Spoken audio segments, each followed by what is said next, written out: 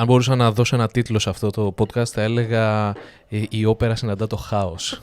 Οπότε η Ανδρονίκη Σκουλά στο Rock Gems. Καλώς ήρθες. Καλώς σας βρήκα. Χαίρομαι πάρα πολύ που είμαστε μαζί. Κάνεις μια πάρα πολύ καλή δουλειά. Ευχαριστώ πάρα πολύ. Μακάρι να είχα μαζί μου μικρόφωνα και κάμερα, γιατί έχουμε βρεθεί μία φορά, έχουμε μιλήσει μια-δυο ώρες. Τώρα είμαστε τόση ώρα μαζί εδώ, έχουμε μιλήσει, έχουμε πει πόσα επεισόδια θα μπορούσαμε να είχαμε γράψει. Εντάξει, δεν μπορούν όλα να συμπηδηχθούν. Τι να κάνουμε, δεν πειράζει, θα πούμε ό,τι μας βγει. Εγώ θα ξεκινήσω με... όταν έπεσε στο δικό μου το ραντάρ και σε είδα μέσω του Φώτη στο στούντιο όταν κάνατε μία δουλειά και φαντάστηκα ότι είσαι μία black metalού. Αυτό. Τελεία. Μετά από την γνωριμία διαπίστωσα ότι είσαι σοπράνο.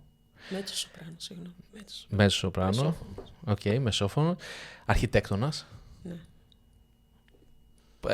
Καλά, δεν φανταζόμουν ότι θα είσαι μόνο, ας πούμε, black metal, αλλά είναι και πράγματα τα οποία ξεπερνάνε, ξέρεις, αυτό που περιμένεις. Και κλάμπερ. Κλάμπερ, ναι. Μην ξεχνιόμαστε. Και βάζελος. Οπότε ξεκίνα από εκεί που θες εσύ να ξεκινήσεις. Πάρε το βήμα. Κοίτα να δεις, γενικά στην οικογένειά μου οι άνθρωποι δεν ασχολούνται με μουσική. Προέρχομαι από ένα περιβάλλον το οποίο είναι αυστηρά μηχανικοί και γιατροί και με τη μουσική δεν έχουν καθόλου καλή σχέση. Όμως συμβαίνει το εξής σατανικό. Κατάγομαι από τα Ανόγια, που είναι το χωριό του Ξυλούρη, όπου εκεί έχουμε και το θείο μου, τον Βασίλη το Σκουλά. Έχουμε τραγουδιστές πολλούς και εμένα ο προπάπους μου, ο Καπετάνο Μανώλης, και φοβερή φωνή. Αλλά είναι μακρινή, ξέρεις. Δεν είναι η μητέρα μου, ο πατέρας μου, τα ξαδέρφια μου.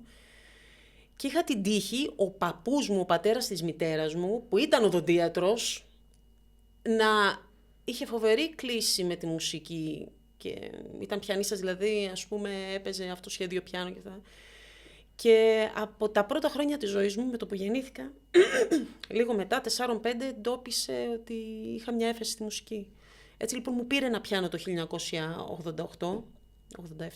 1987-88. Εγώ τρελάθηκα φυσικά, το έχω ακόμα αυτό το πιάνο και είπε η Ανδρονίκη μια μέρα θα γίνει τραγουδίστρια όπερας. Καταλαβαίνεις, σε ένα περιβάλλον το οποίο, ας πούμε, ήταν τελείως διαφορετικό. Ο πατέρας μου ήταν εργολάβος δημοσίων έργων. Καμία σχέση. Πόσο παράλογο και παρανοϊκό ακούστηκε αυτό. Ήταν το αγαπημένο είδος του παππού η όπερα. Ναι.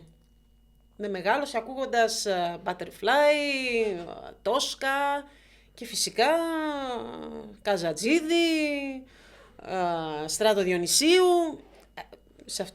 Σε αυτό το περιβάλλον ζούσε. Και φυσικά ήταν Παναθηναϊκός. Έτσι λοιπόν, εγώ ταυτίστηκα πάρα πολύ με τον παππού μου σε αυτά τα θέματα. Με είχε από κοντά και η εξέλιξή μου και η πορεία μου πάνω κάτω πηγάζει πάρα πολύ από εκεί.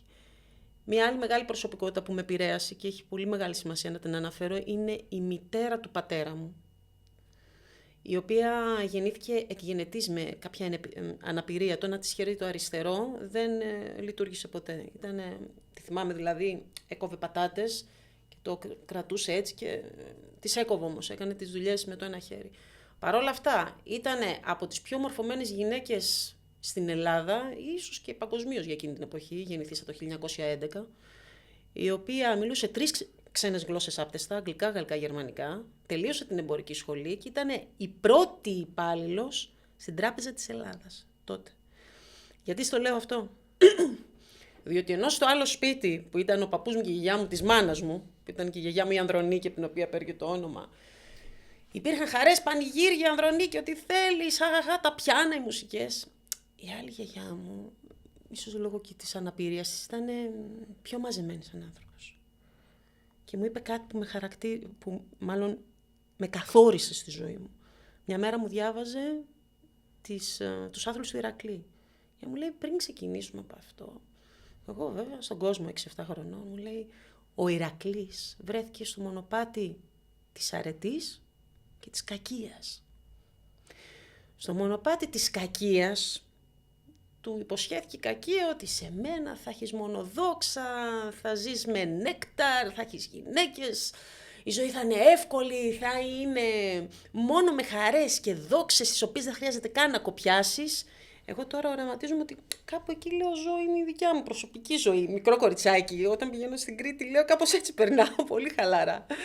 Και το μονοπάτι όμως της αρετής του λέει, ξέρεις, για να κερδίσεις τη δόξα πρέπει να παλέψεις, να αγωνιστείς και να έχεις στο σασπίδα το ήθος σου και τις αξίες του χαρακτήρα σου. Και αυτό θα κοπιάσεις, θα εδρώσεις και θα παλέψεις πάρα πολύ για να το πετύχεις. Και μου λέει η γιαγιά μου τότε και πήρα το μονοπάτι, λέει, της αρετής, όπου η επιτυχία και η ζωή ήταν για να τις κατακτήσεις ένας διαρκής αγώνας. Και από αυτή τη στιγμή άλλαξε η ζωή μου. Άρχισα να πιστεύω ότι ο προορισμός μου, στο βαθμό που μπορώ και καταφέρνω, είναι πάντοτε να επιλέγω όσο μπορώ περισσότερο το δύσκολο δρόμο. Έτσι λοιπόν ήρθε η ενασχόλησή μου με το κλασικό τραγούδι. Γιατί εγώ ξεκίνησα μεγάλη, 19 χρονών, το κλασικό τραγούδι. Είχα ξεκινήσει από τα 7 το πιάνο. Εντάξει, το σταμάτησα, έκανα τα γνωστά. Μπήκα στο Πολυτεχνείο και αφού μπήκα στο Πολυτεχνείο και σπούδαζα αρχιτέκτονας, ξεκίνησα το κλασικό τραγούδι. Διότι είπα ότι κοίτα να δεις, αν θέλεις να κάνεις κάτι σοβαρό και να εντρυφήσεις πραγματικά, πρέπει να το κάνεις the hard way. Είχα την τύχη να έχω μια εξαιρετική δασκάλα, την Έφη Αντελίνη, και τον κοραπετήτορά μου, τον Σάκη το Βούλγαρη, οι οποίοι είναι πάρα πολύ αυστηροί άνθρωποι στα θέματα εκπαίδευσης τραγουδιστών όπερας.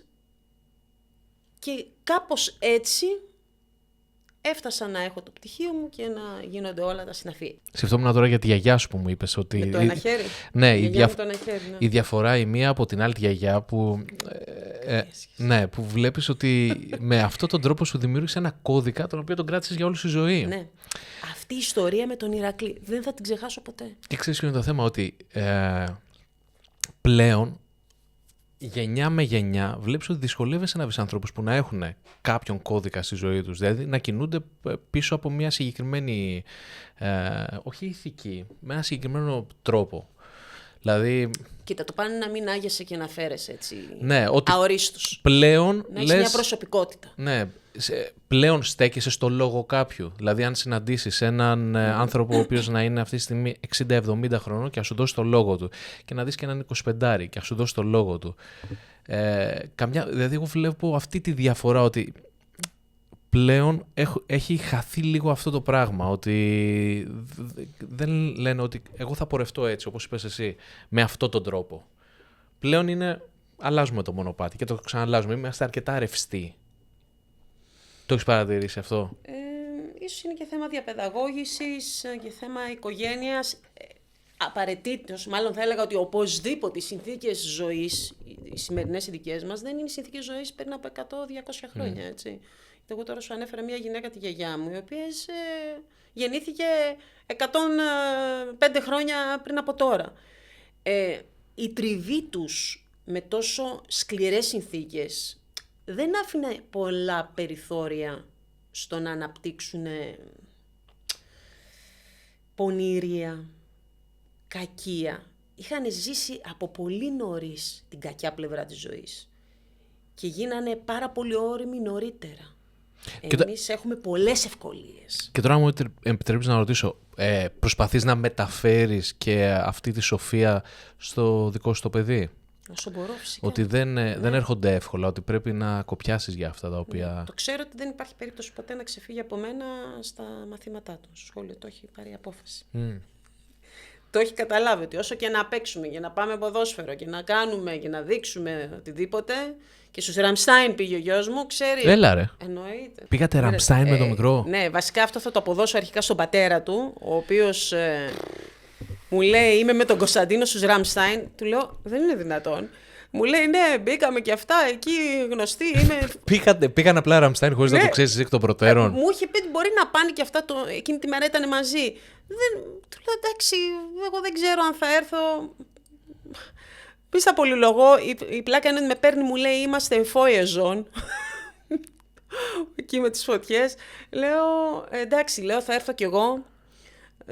Είχα κάποιες προσκλήσεις, τελικά πήγα κι εγώ και τελικά παρέλαβα το γιο μου από τη μία ζώνη στην άλλη. Κάτσαμε πάνω, εντάξει, μετά έμεινε μόνος του ο μπαμπάς, γιατί ήταν λίγο ακραία κατάσταση κάτω. Ναι. Εγώ τον πήρα πάνω στις κερκίδες, αλλά του άρεσε. Ξέρει όμως, επανέρχομαι ο Κωνσταντίνος, ότι δεν υπάρχει περίπτωση να μην εστιάσουμε στα μαθήματα και στη μόρφωση που επιμένω, οποιοδήποτε είδους μόρφωση, παιδεία, ενασχόληση με το αντικείμενό σου, πρέπει να γίνεται με σοβαρό τρόπο. Διότι δεν είμαστε τίποτε άλλο στο τέλος της ημέρας παρά η γνώση που κατακτάμε.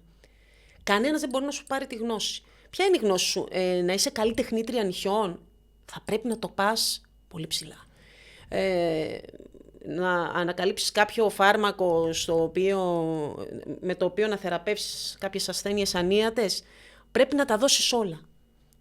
Είσαι οι γνώσεις που κατακτάς. Είναι το μοναδικό πράγμα που δεν μπορεί να σου πάρει κανένας ποτέ.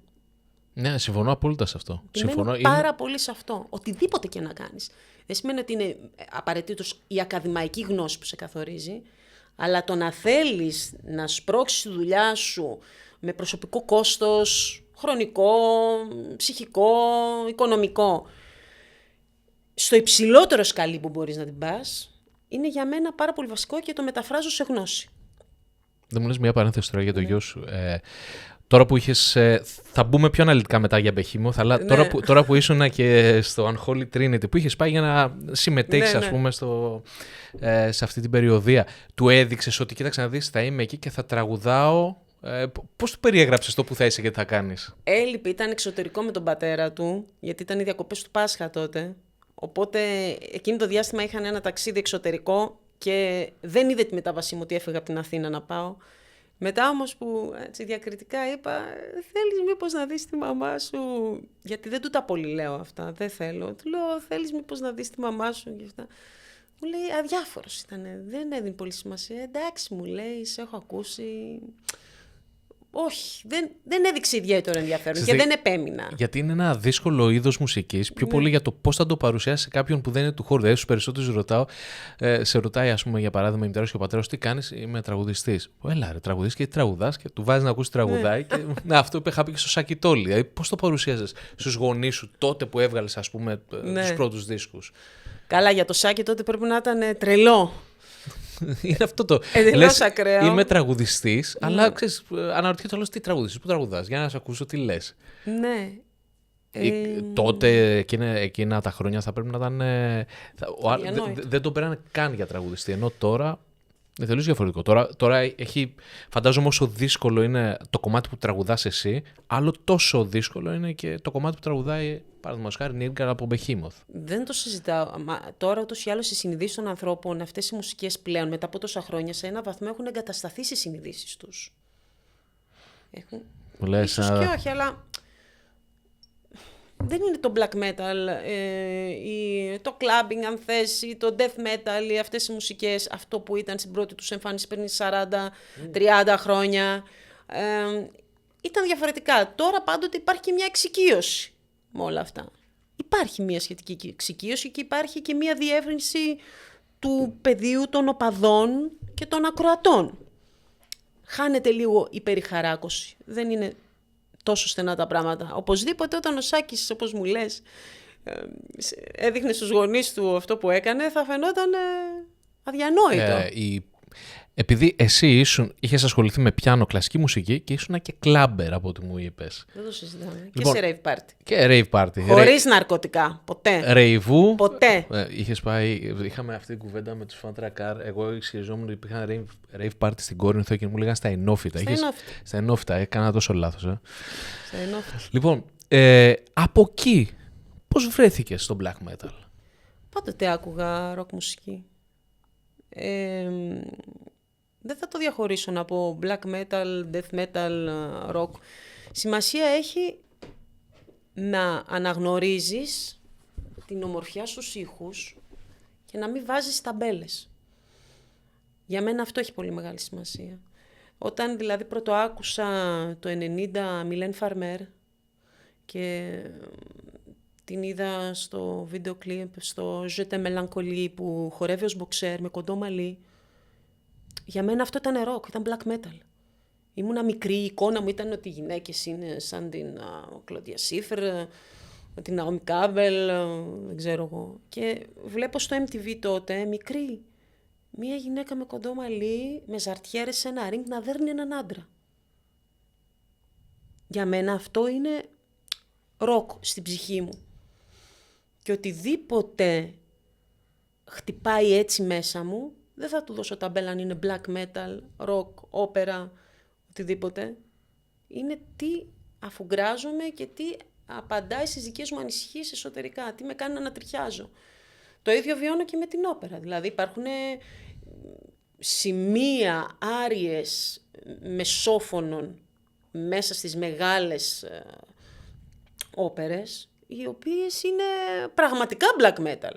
Το ξέρετε ότι υπάρχει ρόλος που η μάγισσα Ουλουρίκα καλεί το σατανά να σηκωθεί από τη γη. Ρέντε λαμπίσο αφρέτατη. Ξέρετε ότι υπάρχει αυτό το πράγμα και κάθεται, βάζει φωτιές. Έχω δει σε διάφορες όπερες, διάφορα τέτοια πράγματα. Να σου πω, μου το εξηγείς λίγο αυτό, γιατί δεν το γνωρίζω για μεσόφωνους, υψήφωνους, πώς πηγαίνει. Η μέτζο σοπράνο που είμαι εγώ έχει και ψηλές και χαμηλές νότες. Έχει ένα μεγάλο εύρος, θεωρείται. Η ψήφωνος, η σοπράνο, έχει κυρίως πάρα πολύ ψηλές νότες. Αυτή είναι η διαφοροποίηση. Εκεί παίζουμε γενικά. Τους ρόλους, τους rockstar ρόλους, τους έχει η σοπράνο πάντα. Πάντοτε δηλαδή σε μία όπερα η σοπράνο είναι η κυρίαρχη προσωπικότητα. Είναι κάτι που το οποίο μπορείς να το εξασκήσεις και να γίνεις και εσύ σοπράνο.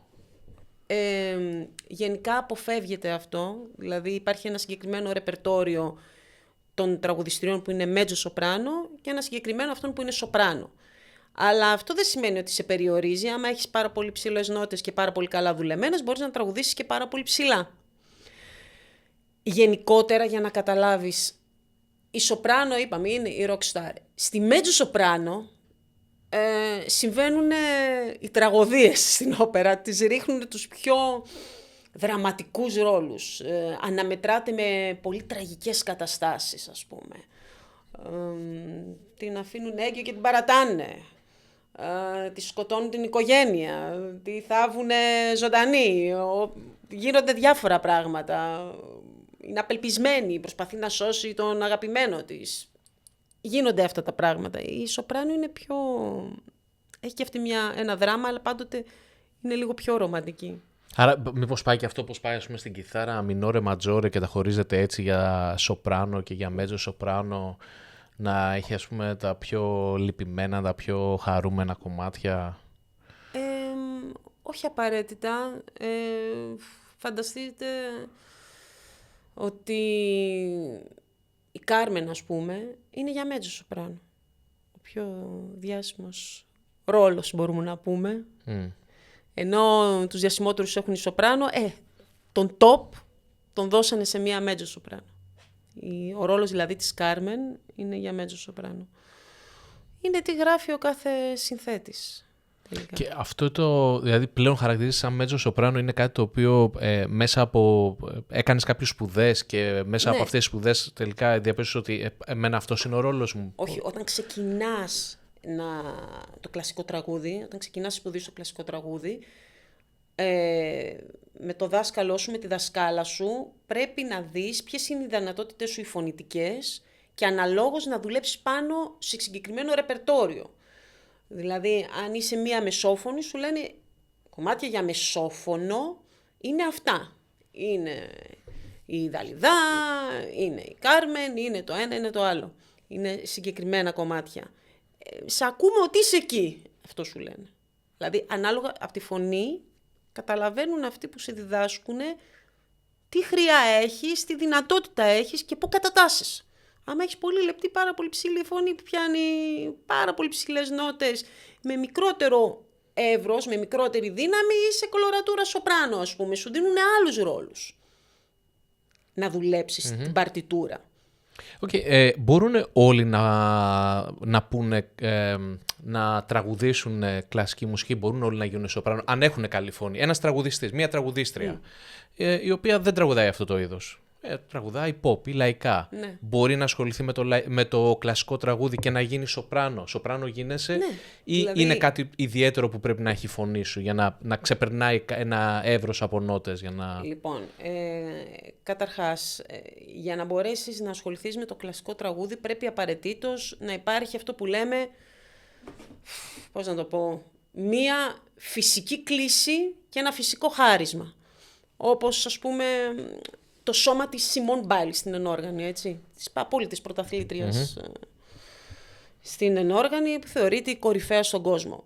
Το ίδιο της το σώμα, αυτό με το οποίο γεννήθηκε και το οποίο της κληροδοτείται, και αυτό είναι το σώμα της, τη βοηθάει για να γίνει αυτό που είναι. Το πόση δουλειά έχει ρίξει η γυναίκα αυτή, το πώς έχει αγωνιστεί, τι έχει περάσει, πόσες ώρες έχει περάσει στα γυμναστήρια για να φτάσει αυτό που είναι κάτι άλλο.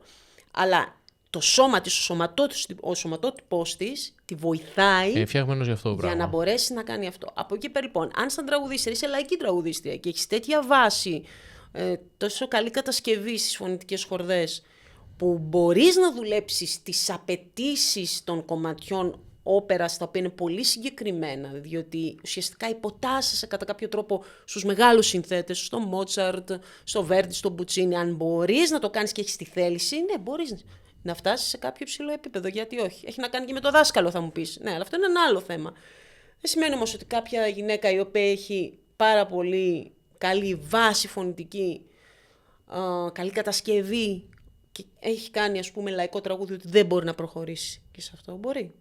Το ελληνικό επίπεδο στην κλασική μουσική, για να γίνει σοπράνο, ας πούμε, παραδείγματος χάρη, είμαστε σε καλό επίπεδο, έχουμε όπερα η οποία... Δεν ξέρω καν πώς να το πω. Είναι καλά δομημένη. Έχουμε καλούς αντιπροσώπους κλασικής μουσικής, να το θέσω διαφορετικά.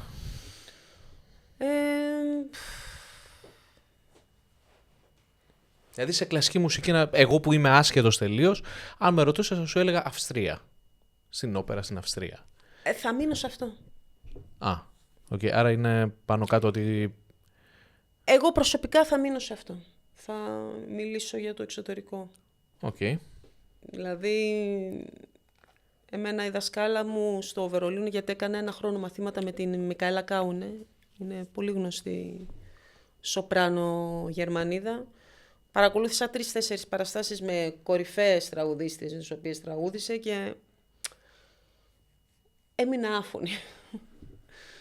Δηλαδή, είδα ένα επίπεδο που...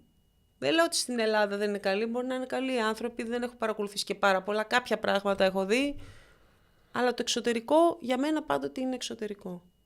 Είχα ήδη επισκεφτεί στη Βιέννη την όπερα και ήταν εντυπωσιακή. Ναι. Δεν ήταν σαν διάσταση. Μιλάμε για ανθρώπους με φοβερή παράδοση πάνω σε αυτό, έτσι. Θα ήθελες να εργαστείς πάνω σε αυτό? Δεν νομίζω. Μ' αρέσει που έχω δουλέψει τεχνικές που χρησιμοποιούνται στην όπερα, οι οποίες με βοηθάνε να κάνω αυτά που κάνω τώρα. Μου δίνουν δηλαδή τα εργαλεία να μπορέσω να χρησιμοποιήσω τη φωνή μου όπως θέλω, με όποιο τρόπο θέλω, και να αποδώσω στο βαθμό που με ικανοποιεί. Αν και γνωστή σε όλους είσαι για τη φωνή σου, δεν είναι η δουλειά σου αυτή. Εσύ κανονικά είσαι αρχιτέκτονας. Ναι, εγώ είμαι αρχιτέκτονας μηχανικός και μάλιστα ειδικεύομαι στην, ας πούμε, εξοικονόμηση ενέργειας μέσα από περιβαλλοντικά προγράμματα. Ήθελες από μικρή να γίνεις αρχιτέκτονας? Ήταν κάτι το οποίο το είχες σχεδιάσει? Ναι, γιατί μου άρεσε πάρα πολύ η ζωγραφική, η γλυπτική, το σχέδιο. Ασχολούμουν με όλα αυτά τα χειρονακτικά, τα καλλιτεχνικά. Ο πατέρας μου ήταν εργολάβος δημοσίων έργων, είχε τελειώσει και αυτό στο Πολυτεχνείο, ηλεκτρολόγος, μηχανολόγος, με επηρέασε 100%. Ήθελα κι εγώ να γίνω σαν τον μπαμπά μου, η ίδια και απαράλλαχτη. Είχα και αυτό το άγχος, αν θα περάσω στη σχολή, αν θα τα καταφέρω, αν θα ανταποκριθώ στις απαιτήσεις, να γίνω αντάξια κόρη. Δεν λέω ότι δεν άσκησε μια μεγάλη επίδραση πάνω μου. Άσκησε μια πολύ μεγάλη... άθελά του ή σε έσπρωξε σε αυτήν την κατεύθυνση? Δεν ήταν τέτοια προσωπικότητα που δεν υπάρχει το άθελά του. Ο πατέρας μου ήταν ένας άνθρωπος ακραίος. Ακραίος πραγματικά. Δηλαδή, τον θυμάμαι ελάχιστες φορές να κάνει πλάκα, ελάχιστες φορές να είναι έτσι χαβάλες. Ήταν πάρα πολύ σοβαρός, ίσως ήταν και η δουλειά του. Ίσως είναι ότι έχασε πολύ νωρίς τον πατέρα του και έφυγε, ας πούμε, από το 0, από την Κρήτη και έκανε καριέρα στην Αθήνα. Πολλά πράγματα μπορεί να τον διαμόρφωσαν. Αλλά πάντοτε ήταν σοβαρός. Όταν λοιπόν εγώ έφερνα γεωμετρία και μαθηματικά και έπαιρνα 20, ας πούμε, και χαιρότανε, το μήνυμα ήταν σαφές. Ότι αν δεν καταφέρνεις αυτό, δεν είσαι και κάτι. Πιθανώς είσαι και ένα τίποτα. Οπότε μέσα μου αναπτύχθηκε ένα συναίσθημα και μία ανάγκη να πρέπει να αποδείξω στον μπαμπά μου ότι τα πάω καλά στις θετικές επιστήμες. Αυτό έγινε δεύτερη φύση μου μετά.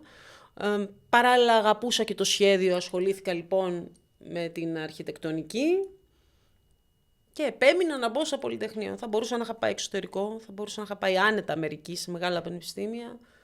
Εγώ ήθελα να πάω στα Εξάρχεια, να κάνω ό,τι έκανε ο μπαμπάς μου. Είδες καμία φορά, είδες το δεύτερο άτομο που, άμα τα βάλουμε σειρά, μου είπες ήταν η μαμά του μπαμπά σου, η γιαγιά σου, η οποία... Με το ένα χέρι. Με το ένα χέρι. Άρα είδες, με το ένα χέρι. Από τη συγκεκριμένη οικογένεια σε διαμορφώσανε κατά κάποιο τρόπο. Τουλάχιστον έτσι φαίνεται, έτσι όπως το περιγράφεις. Είναι φοβερό γιατί οι γονείς της μητέρας μου ήταν το άλλο άκρο, έτσι. Η γιαγιά μου, η Ανδρονίκη δηλαδή, η οποία ήταν μια απίστευτη καλονή, μια πλατινέ με μπλε μάτια, φοβερής ομορφιάς γυναίκα.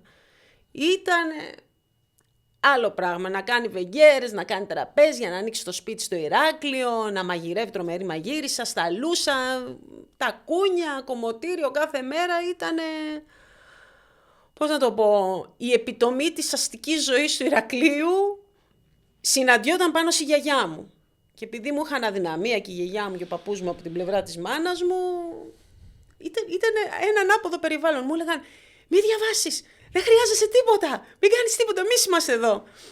Λέγανε στη μάνα μου, δεν θα σε γυρίσουμε στην Αθήνα, θα μείνεις στο Ηράκλειο, γιατί με πήγαιναν 3 μήνες το καλοκαίρι. Θα μείνεις στο Ηράκλειο μόνο, δεν χρειάζεται να έρθεις στην Αθήνα, μην την πάτε σχολείο. Και έλεγε ο πατέρας μου, φέρτε το παιδί στην Αθήνα το Σεπτέμβριο και σταματήστε αυτά. Ήταν 2 διαφορετικά περιβάλλοντα. Είπες ότι τη μουσική την ξεκίνησε στα 19. 7 χρόνων ξεκίνησα το πιάνο. Και 19 το κλασικό. Σταμάτησα λίγο εκείνη την τριετία, πρώτη, δευτέρα, τρίτη ηλικίου να διαβάσω, να μπω Πολυτεχνείο. Μετά μόλις μπήκα. Ο πατέρας σου ήταν σύμφωνος με αυτό? Με τη μουσική, του άρεσε? Αδιάφορος. Το θεωρούσε απαραίτητο? Όχι ιδιαίτερα υποστηρικτικός, όχι. Ήταν αδιάφορος. Γενικά, σου λέω, αδιάφορος με όλα. Ήταν ένας τύπος τρομερά ευφύης, τρομερά διαφανισμένος σε θέματα πολιτικά, οικονομίας, ήξερε να σου αναλύσει ιστορικά γιατί αυτό συμβαίνει, γιατί καταλήγουμε εκεί. Δηλαδή, του πετούσε σε ένα άκυρο ερώτημα. Του έλεγες τι είχε πει ο Ιμπν Χαλντούν για εκεί. Ήξερε να σου απαντήσει. Πώς διαμορφώνεται η πολιτιστική παράδοση, η αραβική, μέσα στους αιώνες, τι έγινε. Ήξερε. Γνώριζε για την Αμερικανική Επανάσταση, την οικονομία, όλα.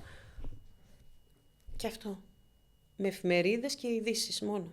Αυτή ήταν η ζωή του. Ό,τι και να συνέβαινε γύρω του, ήταν αδιάφορο. Τώρα εντωμεταξύ δεν ξέρω αν φαίνεται να σου κάνω ψυχανάλυση, αλλά έχει πολύ ενδιαφέρον αυτό που μου λες. Στην οικογένεια έχεις αδέρφια? Όχι. Τα πέρασα μόνη μου αυτά. Άρα μοναχοπέδι. Ναι, μοναχοπέδι. Δηλαδή, τι να σου πω τώρα, μπορεί να μπαίνα με άλλο χρώμα μαλλιών και να μην έδινε σημασία. Απίστευτα πράγματα μπορεί να συνέβαιναν. Να έλεγα Άρτσι Μπούρτς και Λουλάς, ας πούμε, και να αδιαφορούσε εντελώς. Όταν όμως άκουγε κάτι που ήταν σημαντικό, το έπιανε. Και μου έλεγε αυτό, εκείνο. Στα σημαντικά, σε όλα τα άλλα τα είχε λίγο. Γι' αυτό ήταν και κορυφαίος στη δουλειά του. Την αρχιτεκτονική την απολαμβάνεις ακόμα? Είναι ακόμα επιθυμία σου? Θα ήθελα να ήταν αλλιώς η αρχιτεκτονική. Θα ήθελα να μπορούσα να σχεδιάζω περισσότερο. Αλλά εγώ αποφοίτησα σε μια εποχή που έσκασε η κρίση στην Ευρώπη, παγκοσμίως δηλαδή, το 2008. Τότε ήταν που πέσανε και οι Lehman Brothers. σε ένα πολύ άσχημο περιβάλλον, ιδιαίτερα για την οικοδομή και την κατασκευή, και δεν είχα αυτή την ευκαιρία. Έτσι λοιπόν ασχολήθηκα με τα ενεργικά. Έγινα lead expert, πώς είναι ο τίτλος μου τώρα. Είναι μια πιστοποίηση αμερικάνικη, η οποία βεβαιώνει ότι ορισμένα κτίρια, πληρώντας κάποιες προϋποθέσεις, μπορούν να θεωρούνται περιβαλλοντικά φιλικά. Εμείς ως lead experts κάνουμε αυτή τη δουλειά. Συμβουλεύουμε την ομάδα έργου πώς θα κάνουν αυτό το κτίριο οικολογικότερο, ας το πούμε. Αυτό που χρησιμεύει, είναι μόνο για το περιβάλλον ή έχει και κάποιος... Αν είναι για το περιβάλλον, χρησιμεύει παντού. Ναι, εννοείται αυτό, αλλά θέλω να πω, είναι κάτι το οποίο υποχρεούνται τα νέα κτίρια να είναι έτσι. Σε κάποια στιγμή θα υποχρεούνται. Τα δημόσια έργα, για παράδειγμα, τα καινούρια, έχουν αυτή την τεχνολογία, πώς να το πω, αυτή τη νέα αρχιτεκτονική, όπου πρέπει να φτιάχνονται με τρόπο ώστε να είναι και... Υπάρχουν κάποιες απαιτήσεις, αυτό πήγα να πω καμιά φορά, κρατικές, οι οποίες λένε ότι αν μπορέσετε και πάρετε την πιστοποίηση LEED, αυτή στην οποία αναφέρομαι, με silver, γιατί υπάρχουν κατατάξεις, υπάρχει platinum, gold, silver, certified, ας πούμε, ανάλογα με το τι επιτυγχάνεις από αυτή τη λίστα που είπαμε των απαιτήσεων, ότι τότε έχεις κάποιο κέρδος σε κάποιο άλλο τομέα. Δηλαδή, με κάποιο τρόπο σε προκαλούν να τις έχεις, αλλά πλέον είναι ανάγκη, διότι εξασφαλίζουν βιωσιμότερα περιβάλλοντα. Μικροκλίματα μέσα στα κτίρια και έξω. Αυτό θα σου είπες για οικολογικά κτίρια. Δηλαδή, τι σημαίνει αυτό, πώς ένα κτίριο μπορεί να μην είναι οικολογικό, για παράδειγμα, να το πάρουμε αντίστροφα. Μα ένα κτίριο εξορισμού αποτελεί έναν απόσπαστο τμήμα του δομημένου περιβάλλοντος. Και αυτό όλο συνυπάρχει. Δημιουργεί ένα κτίριο, δηλαδή, εκεί που βρίσκεται, ένα μικροκλίμα, ένα μικροπεριβάλλον γύρω του και μέσα του, το οποίο επηρεάζει μακροπρόθεσμα, αλλά και βραχυπρόθεσμα, ολόκληρο το κλίμα, το περιβάλλον. Να σου πω ένα απλό παράδειγμα. Αν έχεις ένα κτίριο το οποίο ασθενεί, δηλαδή είναι φτιαγμένο με υλικά τα οποία εκλείουν βλαβερές ουσίες, αυτές οι βλαβερές ουσίες αρρωσταίνουν τους χρήστες, οι οποίοι χρήστες δεν πηγαίνουν στη δουλειά τους. Πρόσεξε να δεις. Όπως λέγαμε για τα Ελενίτ παλιά και για... Ναι. Okay. Επιβαρύνουν το σύστημα υγείας, κάνουν κακό στον εαυτό τους, βάλετε η υγεία τους και κατ' επέκταση υπάρχει ένας φαύλος κύκλος. Και οι ουσίες που εκλείονται από αυτά τα κτίρια τα οποία ασθενούν, που λέμε, είναι βλαβερές και για το εξωτερικό περιβάλλον. Οι επιλογές, για παράδειγμα, για το ποια φυτά πρέπει να έχουμε σε ένα κτίριο, τι είδους φυτών πρέπει να έχουμε σε ένα κτίριο. Πρέπει να είναι φυτά τα οποία είναι γηγενή, τοπικά, ή έχουν μετατραπεί από εξωτερικού σε τοπικά φυτά. Έχουν προσαρμοστεί στο ελληνικό περιβάλλον, με αποτέλεσμα να μην χρειάζονται νερό. Δεν χρειάζονται έξτρα πότισμα. Με το περιβάλλον, το κλίμα το ελληνικό μπορούν να ευδοκιμήσουν. Άρα σώνουμε πάρα πολλά λίτρα νερό. Όταν μιλάμε για πάρα πολλά, μιλάμε για πάρα πολλά. Και δεν το είχα σκεφτεί αυτό, αλλά έχεις δίκιο. Το ξέρεις ότι η πρώτη, από τις πρώτες, και εγώ το διάβαζα, το πίστευα, από τις πρώτες αιτίες μόλυνσης του αέρα με μικροσωματίδια είναι τα εργοτάξια. Τα εργοτάξια στα οποία σηκώνονται νέφη από μικροσωματίδια, τα οποία πηγαίνουν και επικάθονται παντού, σε περιοχές οι οποίες, ας πούμε, δεν θα έπρεπε να πάνε να επικαθίσουν, ή στα πνευμόνια μας, ή σε υδροφόρους ορίζοντες. Όλο αυτό το περιβάλλον δημιουργεί μια συνολική μόλυνση και επιβάρυνση, η οποία είναι φοβερή. Ερχόμαστε λοιπόν εμείς, οι lead experts, πάνω σε αυτό, σε ένα εργοτάξιο και λέμε, σας παρακαλώ, πάρα πολύ θέλουμε, όταν κάνετε εξκαφή, να διαβρέχετε τα χώματα. Είναι τόσο απλό, αλλά πρέπει να διαβρέχετε τα χώματα. Σου λέω απλά πράγματα που μπορούν να γίνουν να βοηθήσουν. Έτσι υπάρχει διαβροχή, τα χώματα κολλάνε κάτω και δεν υπάρχει μεταφορά ρυπογόνων ουσιών Κοίτα, σε διαφορετικές περιοχές. Τα καινούργια κτίρια που βλέπω, ας πούμε, όλα, δεν έχω δει κτίριο που να έχει, ας πούμε, για παράδειγμα, ένα δέντρο που έχουμε πολύ στην Αττική, είναι το πεύκο. Δεν ξέρω αν υπάρχει παντού ή αν... Θα δεις όμως πλέον πάρα πολύ λεβάντα. Λεβάντα πολύ, αλλά βλέπω και πολλές μπανανιές. Μου έκανε εντύπωση το πόσες μπανανιές βλέπω. Μπανανιά ευδοκιμή. Ευδοκιμή. Έλα στην Κρήτη να δεις τι ευδοκιμή. Χαμός. Εντάξει. Όλα τα φυτά εν δυνάμει μπορούν με κάποιο τρόπο να προσαρμοστούν στην φυσιολογία, ας πούμε, του εδάφους. Αν μπορέσει και έχει κατακτηθεί αυτό, τότε μπορείς να τα έχεις, γιατί δεν χρειάζεται να τα ποτίζεις. Θυμάσαι παλιά που βάζανε πάρα πολύ φοίνικες. Ναι, full. Πού είναι οι φοίνικες τώρα? Φοίνικας θέλει πάρα πολύ νερό. Ο φοίνικας θέλει νερό. Νόμιζα ότι την παλεύει. Ότι στην Αθήνα δεν είχαμε πριν μία έξαρση με το σκαθάρι που λέγανε το Αιγυπτιακό πριν από 10 χρόνια, νομίζω, που έφαγε όλους τους φοίνικες. Μπορεί. Που αρρωστήσαν όλοι οι φοίνικες. Το θυμάμαι, γινόταν χαμός. Κόβανε τους φοίνικες τον ένα μετά τον άλλον. Ναι, μπορεί κάτι τέτοιο να έχει συμβεί. Με ένα σκαθάρι που τους τσάκισε όλους. Ναι, δεν... Πάνε χρόνια όμως. Είμαι σίγουρη, δεν το θυμάμαι. Πολύ πιθανώς να έχει γίνει αυτό που λες. Αλλά σου λέω, το περιβάλλον είναι κάτι το οποίο αλληλεπιδρά με τους ανθρώπους. Και το κτιστό περιβάλλον δεν είναι άσχετα μεταξύ τους. Πώς καταφέρνεις τώρα μέσα από... Καταρχάς, έχει τεθεί ποτέ ζήτημα τι να βάλεις πρώτο την αρχιτεκτονική ή το τραγούδι? Αυτό είναι η μάχη της ζωής μου. Διότι μπορείς να καταλάβεις ότι εγώ σαν φοιτήτρια, όταν τελείωνα τη σχολή, δεν πήγαινα καφέ με τους φοιτητές μου. Μπορώ να πω ότι κιόλας έτσι με αυτόν τον τρόπο δεν λέω ότι είναι καλό. Δεν συνδέθηκα και με τους συμφοιτητές μου πολύ. Μόνο με 3-4 άτομα με τους οποίους κάνω ακόμα παρέα. Μετά έφευγα κατευθείαν από τη σχολή και πήγαινα με τις μακέτες αγκαλιά, έτσι, να τις κουβαλάω τις μακέτες και με μία τσάντα η οποία είχε μέσα τα βιβλία της όπερας, το Μότσαρ, το Βέρντι μου, το Μπουτσίνι μου, το Τζαϊκόφσκι, το Ραχμάνινοφ. Πηγαίναμε παρεούλα στο Οδείο στο Μαρούσι, εξάρχεια Μαρούσι, να πάω στη δασκάλα μου να κάνω μάθημα. Η οποία δεν αστείευόταν, μου λέει: δεν με ενδιαφέρει καθόλου που έρχεσαι κουρασμένη από τη σχολή. Τώρα θα τραγουδάσεις μέτζο σοπράνο. Εμένα αυτή ήταν η ζωή μου, το πάνω κάτω. Εξάρχεια Μαρούσι. Για πάρα πολλά χρόνια. Για τουλάχιστον 10 χρόνια έκανα αυτή τη δουλειά. Και μετά δούλευα και το έκανα. Οπότε πάντοτε αυτά τα δύο παιδιά μου, και η αρχιτεκτονική και η μουσική, συμπορεύονται, αλλά σαν αδερφάκια τσακώνονται και μεταξύ τους. Δεν είναι πολύ εύκολο. Δεν είναι πολύ εύκολο. Το θέλω να μου πεις τώρα για τη φιλία σου με τον τραγουδιστή των Rotting Christ, τον Σάκη Τόλι. Πραγματικά είναι μια φιλία 15 ετών και βάλε. Είμαι τυχερή και ευτυχισμένη που γνωρίζω αυτόν τον άνθρωπο. Τα παιδιά μας παίζουν μαζί, η γυναίκα του είναι ένας ευφιέστατος, εξαιρετικός άνθρωπος. Και ο Σάκης φυσικά είναι μια δύναμη, αστήρευτη. Δύναμη η οποία δεν επαναπαύεται ποτέ και είναι ένας άνθρωπος ο οποίος έχει και γενοδορία. Το 2008 λοιπόν μόλις έχω τελειώσει το Πολυτεχνείο, εγώ είμαι σε μια κατάσταση έτσι ακόμα ψιλοχαβαλέ. Έχω βγει το βράδυ, έχω ξενυχτήσει, έχω κοιμηθεί 7 ώρα το πρωί. Έχω στείλει και κάποια βιογραφικά σε κάποια γραφεία ωστόσο για δουλειά ως αρχιτέκτονας, ξαναλέω.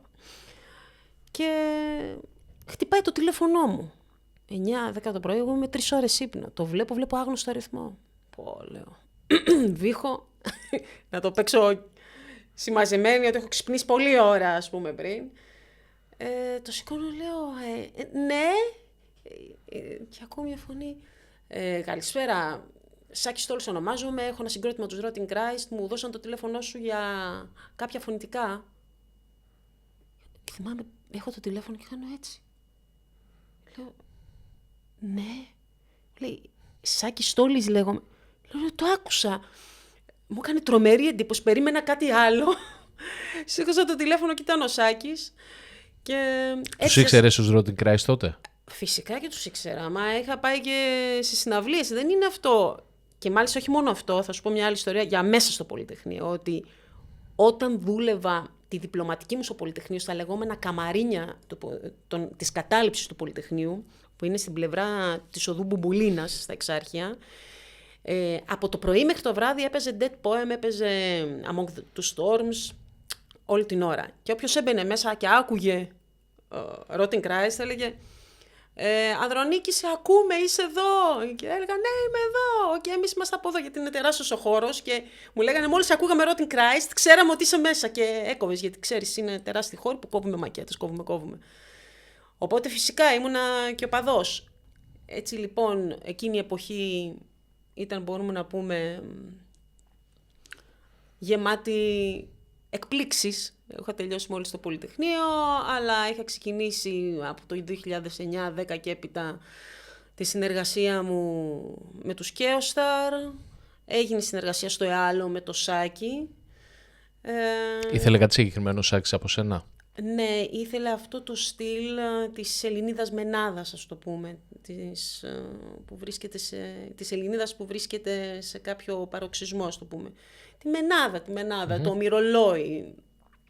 Και από εκεί και πέρα συνεργάστηκα ξανά και σε άλλους δίσκους, με κατάληξη τον τελευταίο δίσκο, τον π.Χ. Τελευταίο εννοώ που έχω συνεργαστεί εγώ μαζί του. Στα κομμάτια La Latera del Diavolo και στο Pixelax Dax. Τότε το θεώρησες πρωτότυπο αυτό που σου ζήτησε, ότι ήταν... Πολύ ενδιαφέρον, πολύ πρωτότυπο και μεγάλη πρόκληση για μένα, διότι εγώ ερχόμουν από το χώρο της όπερας, του κλασικού τραγουδιού, που δεν χρησιμοποιούμε τέτοια τεχνική. Αλλά αυτή η μετάβαση από την αμιγώς κλασική τεχνική, που είναι μια τοποθέτηση πολύ συγκεκριμένη, σε κάποιο στυλ το οποίο εμπεριέχει μέσα ένα διονυσιακό στοιχείο, πάντοτε με ιντρίγκα, μπορούμε να πούμε. Και η ερώτηση μου είναι η εξής. Από ένα περιβάλλον όπου φαντάζομαι στην κλασική μουσική υπάρχουν αρκετές γυναίκες και έρχεσαι στο metal, όπου είναι ανδροκρατούμενο το είδος, ότι εδώ είμαστε μόνο άντρες, σκληροί άντρες, είναι σκληρό το είδος, δηλαδή δεν είναι ότι είναι οι περισσότεροι... Μάλλον όχι, είναι λάθος αυτό να πω σκληροί άντρες.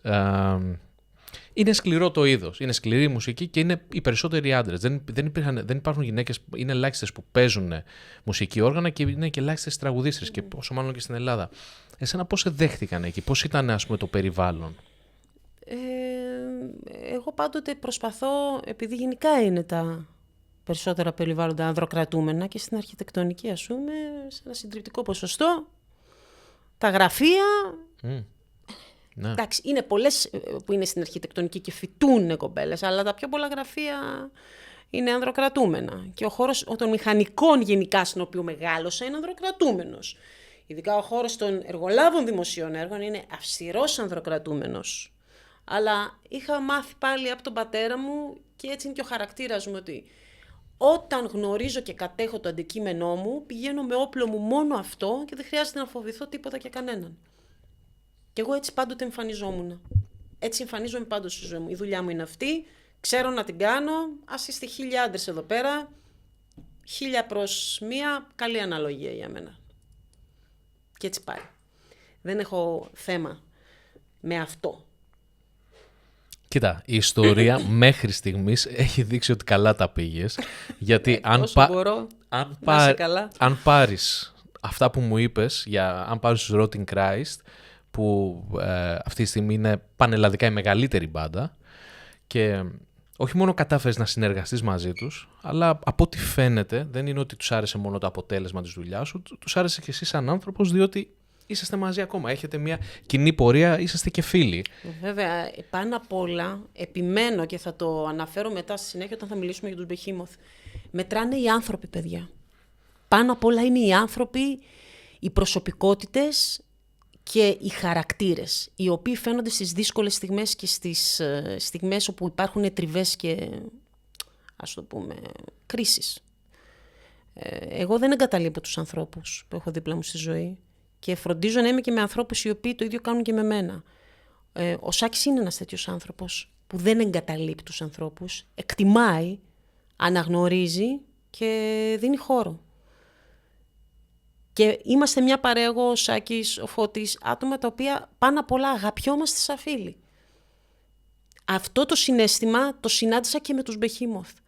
Οι άνθρωποι αυτοί είναι μια οικογένεια. Δηλαδή, όπως τους θυμάμαι το 2010 που τους πρωτογνώρισα, είναι ακριβώς οι ίδιοι. Από τους τεχνικούς τους που έχουν, όλο τους το προσωπικό παραμένει το ίδιο, έτσι. Και απλά πληθαίνει. Μέχρι τα ίδια μέλη της μπάντας έχουν την ίδια χημεία. Αυτή είναι η επιτυχία του Νεργάλ. Αυτή είναι η επιτυχία των Behemoth. Αυτή είναι η επιτυχία του Σάκη. Να πούμε γι' αυτό. Υπάρχει η ψυχή πάνω απ' όλα. Λοιπόν, φέτος, εν έτη 2025, έγινε η μεγαλύτερη ίσως διοργάνωση black metal που έχει γίνει. το Unholy Trinity ήταν με Satyricon, Rotting Christ και Behemoth και ήσουνα και εσύ μαζί τους. Εσύ ήσουνα βέβαια όχι με την ας πούμε ελληνική αποστολή με τους Rotting Christ, αλλά ήσουνα με τους Behemoth. Και μοιράστηκες και τη σκηνή μαζί τους. Ναι, σε 2 live έγινε αυτό. Στο live στη Ζηρίχ και στο live στο Βρότσλαβ.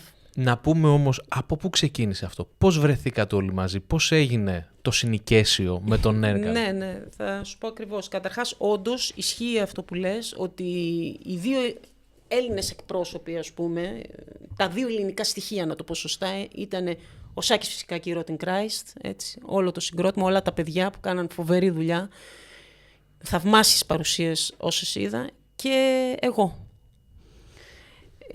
Είναι το μεγαλύτερο πιθανώς αυτό το tour, με ποια έννοια στο χώρο του black metal. Κάθε μέρα σχεδόν, όχι κάθε μέρα, σχεδόν, έκανε sold out χώρους, venue, τα οποία είχαν πάρα πολύ μεγάλο εύρος, είχαν πολύ μεγάλη χωρητικότητα, μπορούσαν να δεχθούν πάρα πολύ μεγάλο αριθμό κοινού.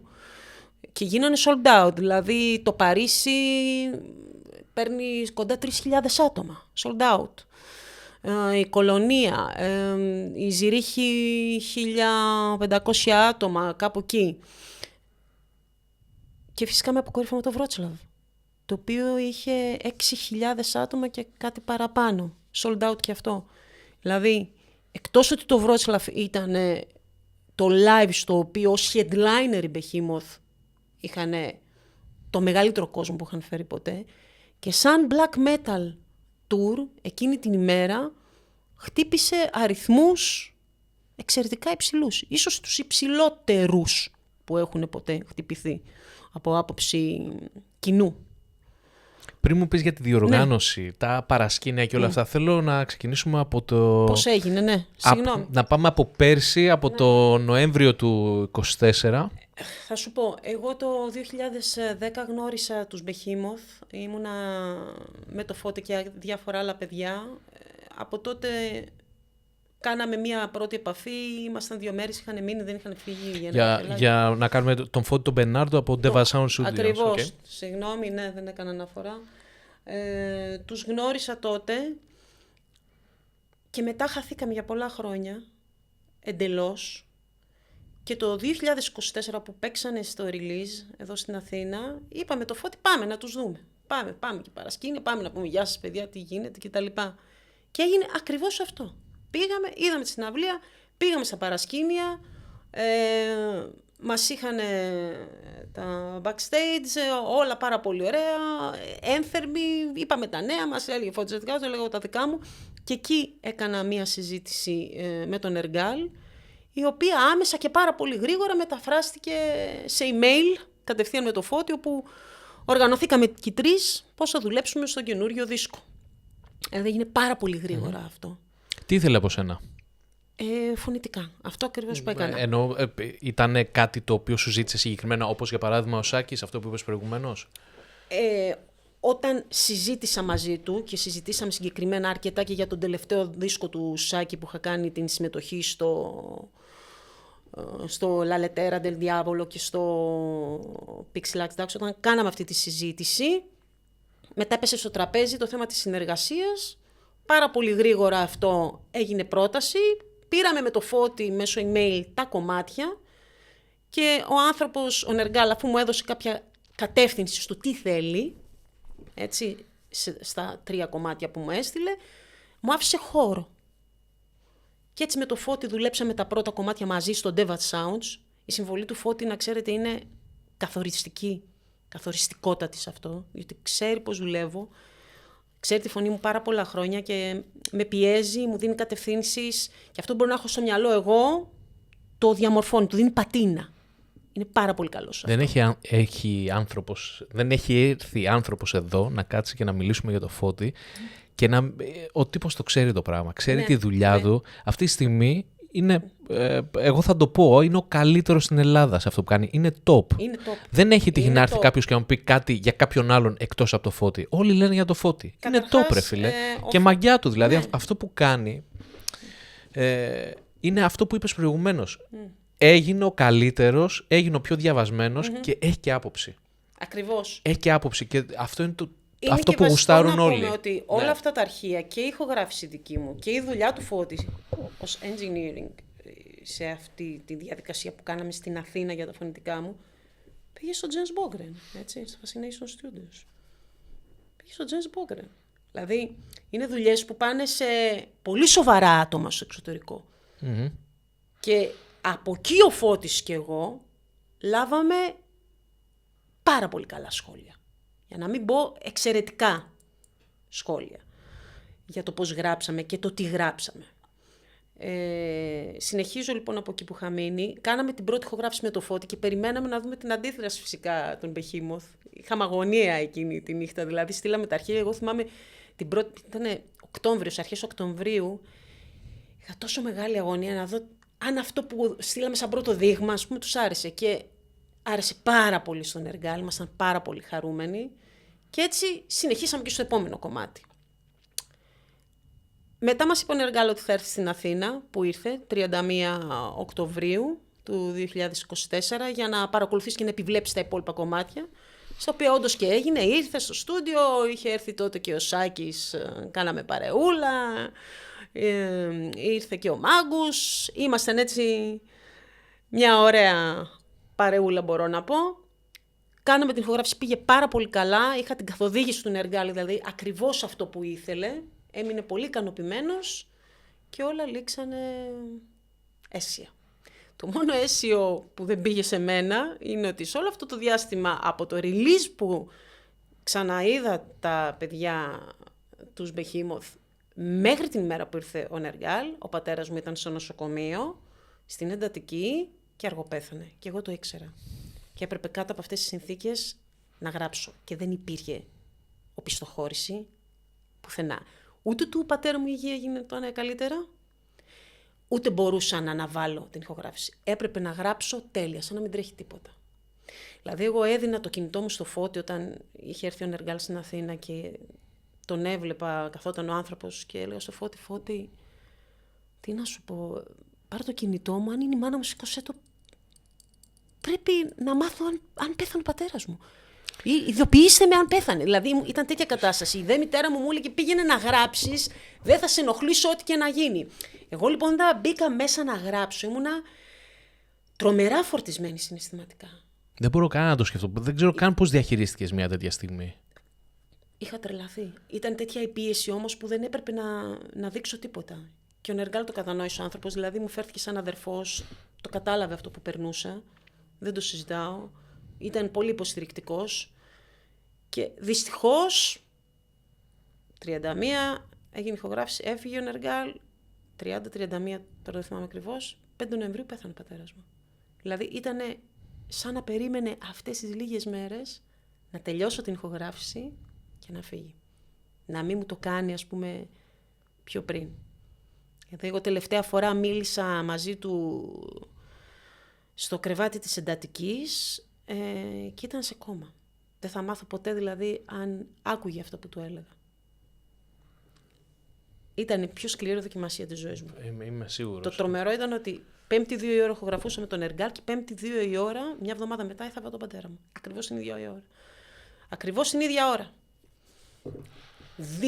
Μία εβδομάδα, μία μέρα μετά την άλλη, 2 κόσμοι διαφορετικοί. Δηλαδή μιλάμε για την απόλυτη παράνοια, έτσι. Απόλυτη παράνοια. Είχα και ένα παιδί το οποίο δεν έπρεπε να καταλάβει τίποτα. Κωνσταντίνος δεν ένιωσε τίποτα, δεν έπρεπε να με δει βράχο. Και αυτό έκανε τα πράγματα λίγο περίπλοκα. Και θα σταθώ τώρα στο καινούριο άλμπουμ των Behemoth, το The Shit of God, στο οποίο συνεργάστηκα, να σου πω το εξής φοβερό. Ότι μέσα σε αυτό το δίσκο, ο Νεργάλ στο κομμάτι του, στο οποίο και συμμετέχω, To Drown the Sun in Wine, αναφέρεται στο χαμό του πατέρα του. Είναι μία οδή μπορούμε να πούμε. Κάτι με το οποίο ταυτίζομαι και εγώ. Πώς συμβαίνει αυτό, είναι σύμπτωση, καθαρή ας πούμε. Και στο κομμάτι του Ogur, στο οποίο υπάρχει αναφορά στο διάβασμα ας πούμε των ιονών μέσα από την πτήση των πτηνών, κάτι που κάνανε και στην αρχαιότητα, ορνηθομαντία, αυτή είναι η θεματολογία του. Είναι φοβερό ότι πριν πεθάνει ο πατέρας μου, σε εκείνες τις μέρες που έγραφα για τους Behemoth, βρέθηκε κοντά στη γειτονιά με ένα πουλάκι που πέθαινε. Και το έσωσα, το πήγα, δεν ξέρω αν έζησε το πουλάκι, εγώ το πήγα στην Καλιθέα, εκεί που είναι ο σύλλογος για τα πουλιά, και έλεγα μέσα μου, πολύ κακός Ιωνός, ένα πουλί να πεθαίνει κάτω από το σπίτι σου. Και μετά από λίγες μέρες πέθανε ο πατέρας μου. Δηλαδή, καμιά φορά τα σημάδια στη ζωή, όλα αυτά τα οποία δεν μπορείς να ερμηνεύσεις με τη λογική, σε κάνουν να αναρωτιέσαι, υπάρχει όντως κάτι το οποίο σου περνάει μηνύματα, κάτι το οποίο είναι τετελεσμένο πια, δεν μπορείς να κάνεις κάτι και έχει αποφασιστεί από κάποια άλλη δύναμη. Υπήρχαν πολλά συναισθήματα εκείνο το διάστημα. Οι Behemoth, οι οποίοι έχουν, σαν μπάντα ειδικά, έχουν πολεμήσει αρκετά με την Εκκλησία, έχουν πολεμήσει αρκετά με όλα αυτά. Παλιότερα είχαν και πολύ μεγάλα προβλήματα στην Πολωνία. Και φαντάζομαι ότι σίγουρα ο λόγος που γίνεται αυτό, αφενός είναι επειδή είναι και πιο εμπορικό, αλλά υπάρχει και ένα είδος αναζήτησης. Προσπαθούν να δουν αν υπάρχει αυτή η πνευματικότητα. Ακριβώς. Είναι πολύ σημαντικό να πούμε το εξής, ότι αν πραγματικά δεις όλους τους στίχους, όλη τη φιλοσοφία και όλο το πακέτο που παραδίδει το συγκρότημα μέσα από τον τελευταίο δίσκο, το The Seat of God, θα δεις πάρα πολύ έντονη την ανάγκη της αναμέτρησης και αναζήτησης της ανθρώπινης ύπαρξης σε έναν κόσμο ο οποίος έχει αυτό που είπα πριν, και λογική, αλλά και διονυσιακό στοιχείο. Και Απολλώνιο και διονυσιακό στοιχείο. Δηλαδή ο Νεργάλ, συγγνώμη σε διακόπτω, δείχνει ότι έχει πάρα πολλές ανησυχίες, οι οποίες συνδυάζονται όμως και με μια έντονη εσωτερικότητα. Είναι ένας ιδιαίτερος δίσκος, είναι ένας πολύπλοκος δίσκος και είναι ένας δίσκος ο οποίος είναι πολυδιάστατος.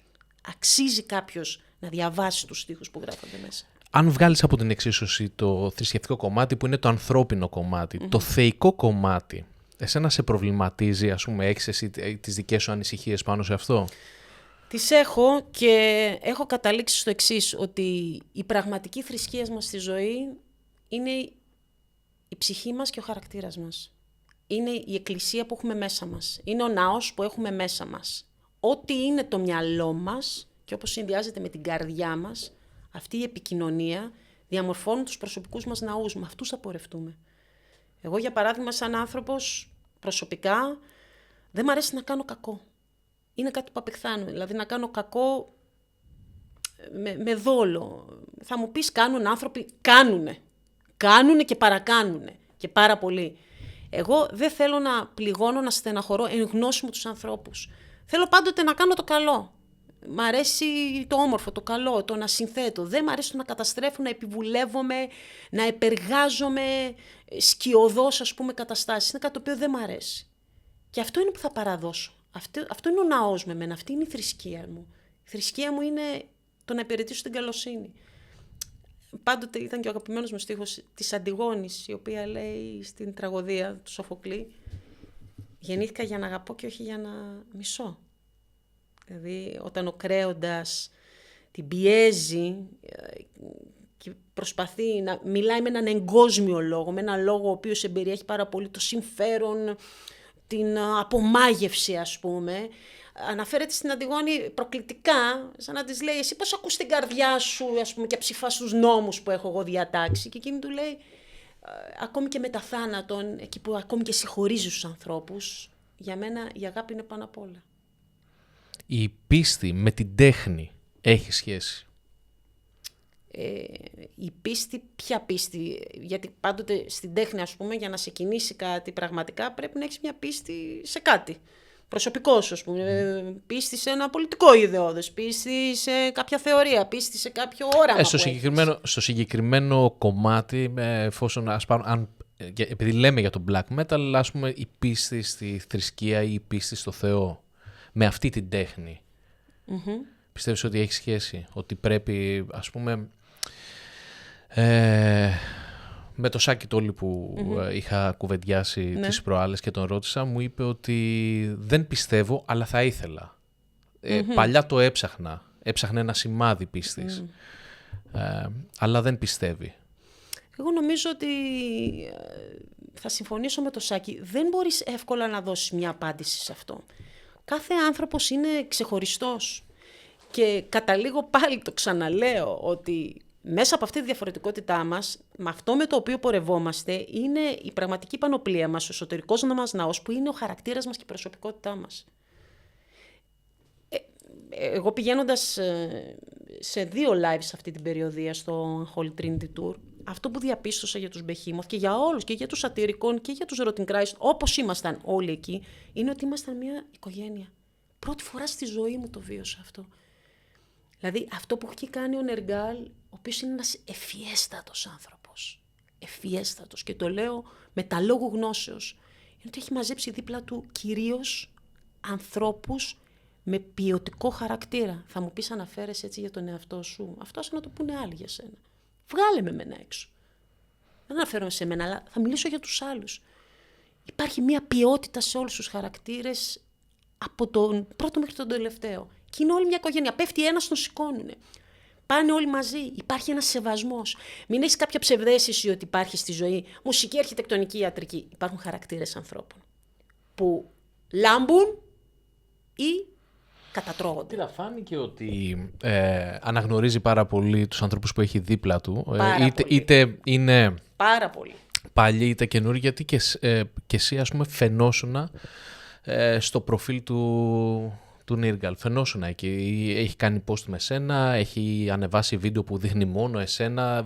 Τη δουλειά σου, θέλω να πω, εννοείται. Δεν το συζητάμε. Ο άνθρωπος... Οπότε φάνηκε να εκτιμά ότι είσαι εκεί γι' αυτό. Ναι, είναι γενναιόδωρος, εκτιμάει, και αυτό δίνει και σε μένα μια πάρα πολύ μεγάλη ικανοποίηση και χαρά να δώσω ακόμη περισσότερα.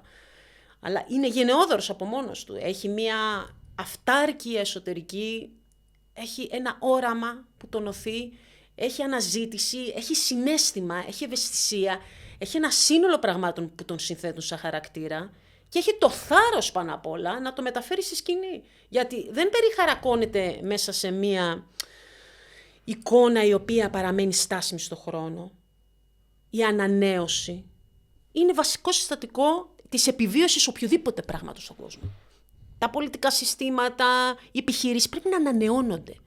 Και χρειάζονται φλόγες για να ανανεώνονται. Και ο άνθρωπος αυτός δείχνει ότι θέλει να ανανεωθεί, ανανεώνεται διαρκώς και βγάζει αποτελέσματα τα οποία είναι κάθε φορά το ένα πιο μεγαλειώδες από το άλλο. Δηλαδή πέρασε όλο αυτό το πράγμα με την υγεία του και βγήκε... Αυτό ήταν φοβερό. Φοβερό, και βγήκε πραγματικά κάτι το οποίο είναι μοναδικό. Νικητής και εγώ πραγματικά συγκινήθηκα όπως είδα και τις 3 μπάντες σε αυτή την περιοδία. Όλοι ήμασταν μία ομάδα. Εγώ που ήμουνα και λίγο, δεν ήμουνα όπως αυτοί που ήταν κάθε μέρα μαζί, αλλά μου έκανε εντύπωση. Ξέρεις εμένα τι μου έκανε εντύπωση? Το τελευταίο διάστημα μας έχει πάρα πολύ προβληματίσει όλους το τι είναι τέχνη και ποια είναι τα όρια. Και αυτό το λέω ξεκινώντας από το περιστατικό που έγινε στην Εθνική Πινακοθήκη, μετά με το τραγούδι που έβγαλε ο Τράπερ για τα ΑΜΕΑ. Κάτι άκουσα εκεί, επειδή δεν έχω επαφή με τραπ καθόλου.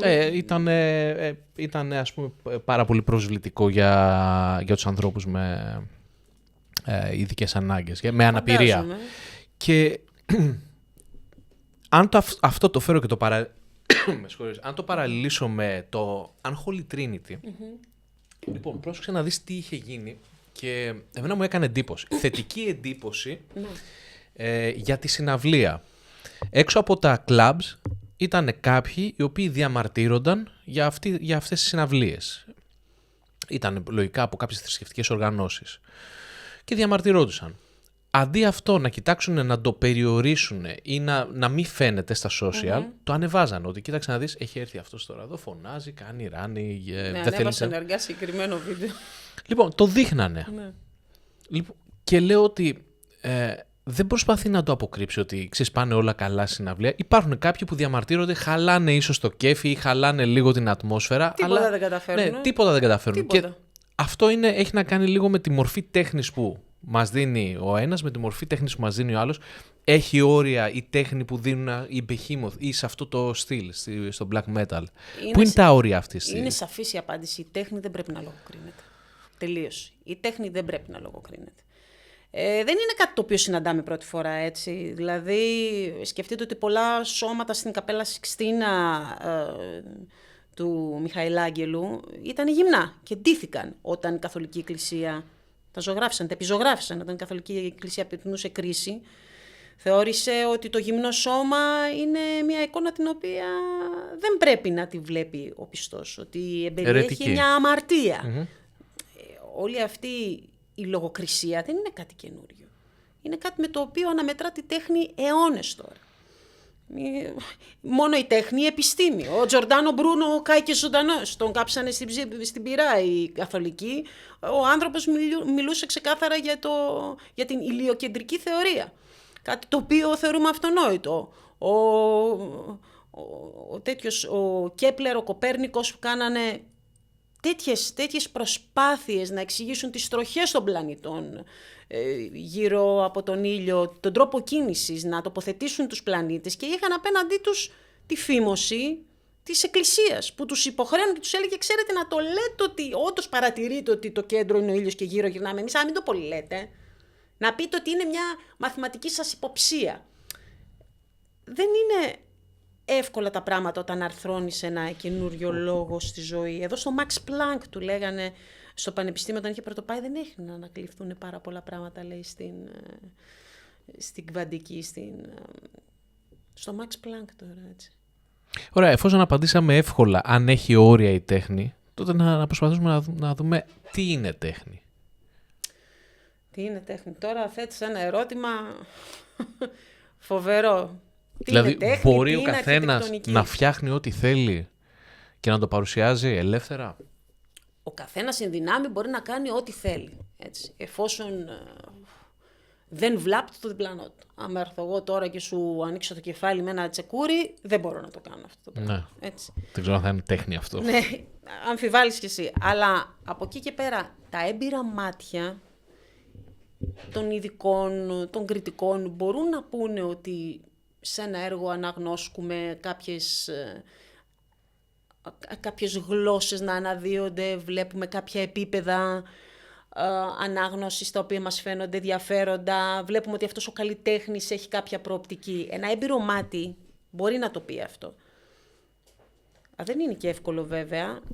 Τώρα, ειλικρινά, βλέπω την Πιετά, ας πούμε, βλέπω κάποια έργα του Μποτιτσέλη. Αναρωτιέται κανείς και το καταλαβαίνω, το να πάρεις ας πούμε κάτι και να το κολλήσεις στον τοίχο και να πεις έργο τέχνης, συγκρίνεται με αυτά. Δεν πρέπει όμως να συγκρίνουμε ανώμια πράγματα, διότι το ένα μελετάει την τεχνοτροπία, ενώ το άλλο μελετάει την κίνηση, το τι σε οθεί να κάνεις τέχνη. Είναι άλλο το αποτέλεσμα της τεχνικής, της καλλιτεχνίας, η οποία έχει ήδη εξαντληθεί, διότι έχουμε όλα αυτά τα έργα, με αναγέννηση, διαφωτισμό, και άλλο η σύγχρονη τέχνη, η οποία μελετάει περισσότερο το τι σε κινεί, τι σε οθεί. Όταν ο Μαρσέλ Ντουσάν πηγαίνει τον ουρητήρα, πριν από 100 χρόνια, τον έχετε δει, τον γράφει ουρητήρας, Μουτ, 1917, πηγαίνει σε έκθεση έργων τέχνης, για πρώτη φορά έναν ουρητήρα και τον αφήνει. Και γίνεται κόλαση βέβαια. Τι έσχος είναι αυτό.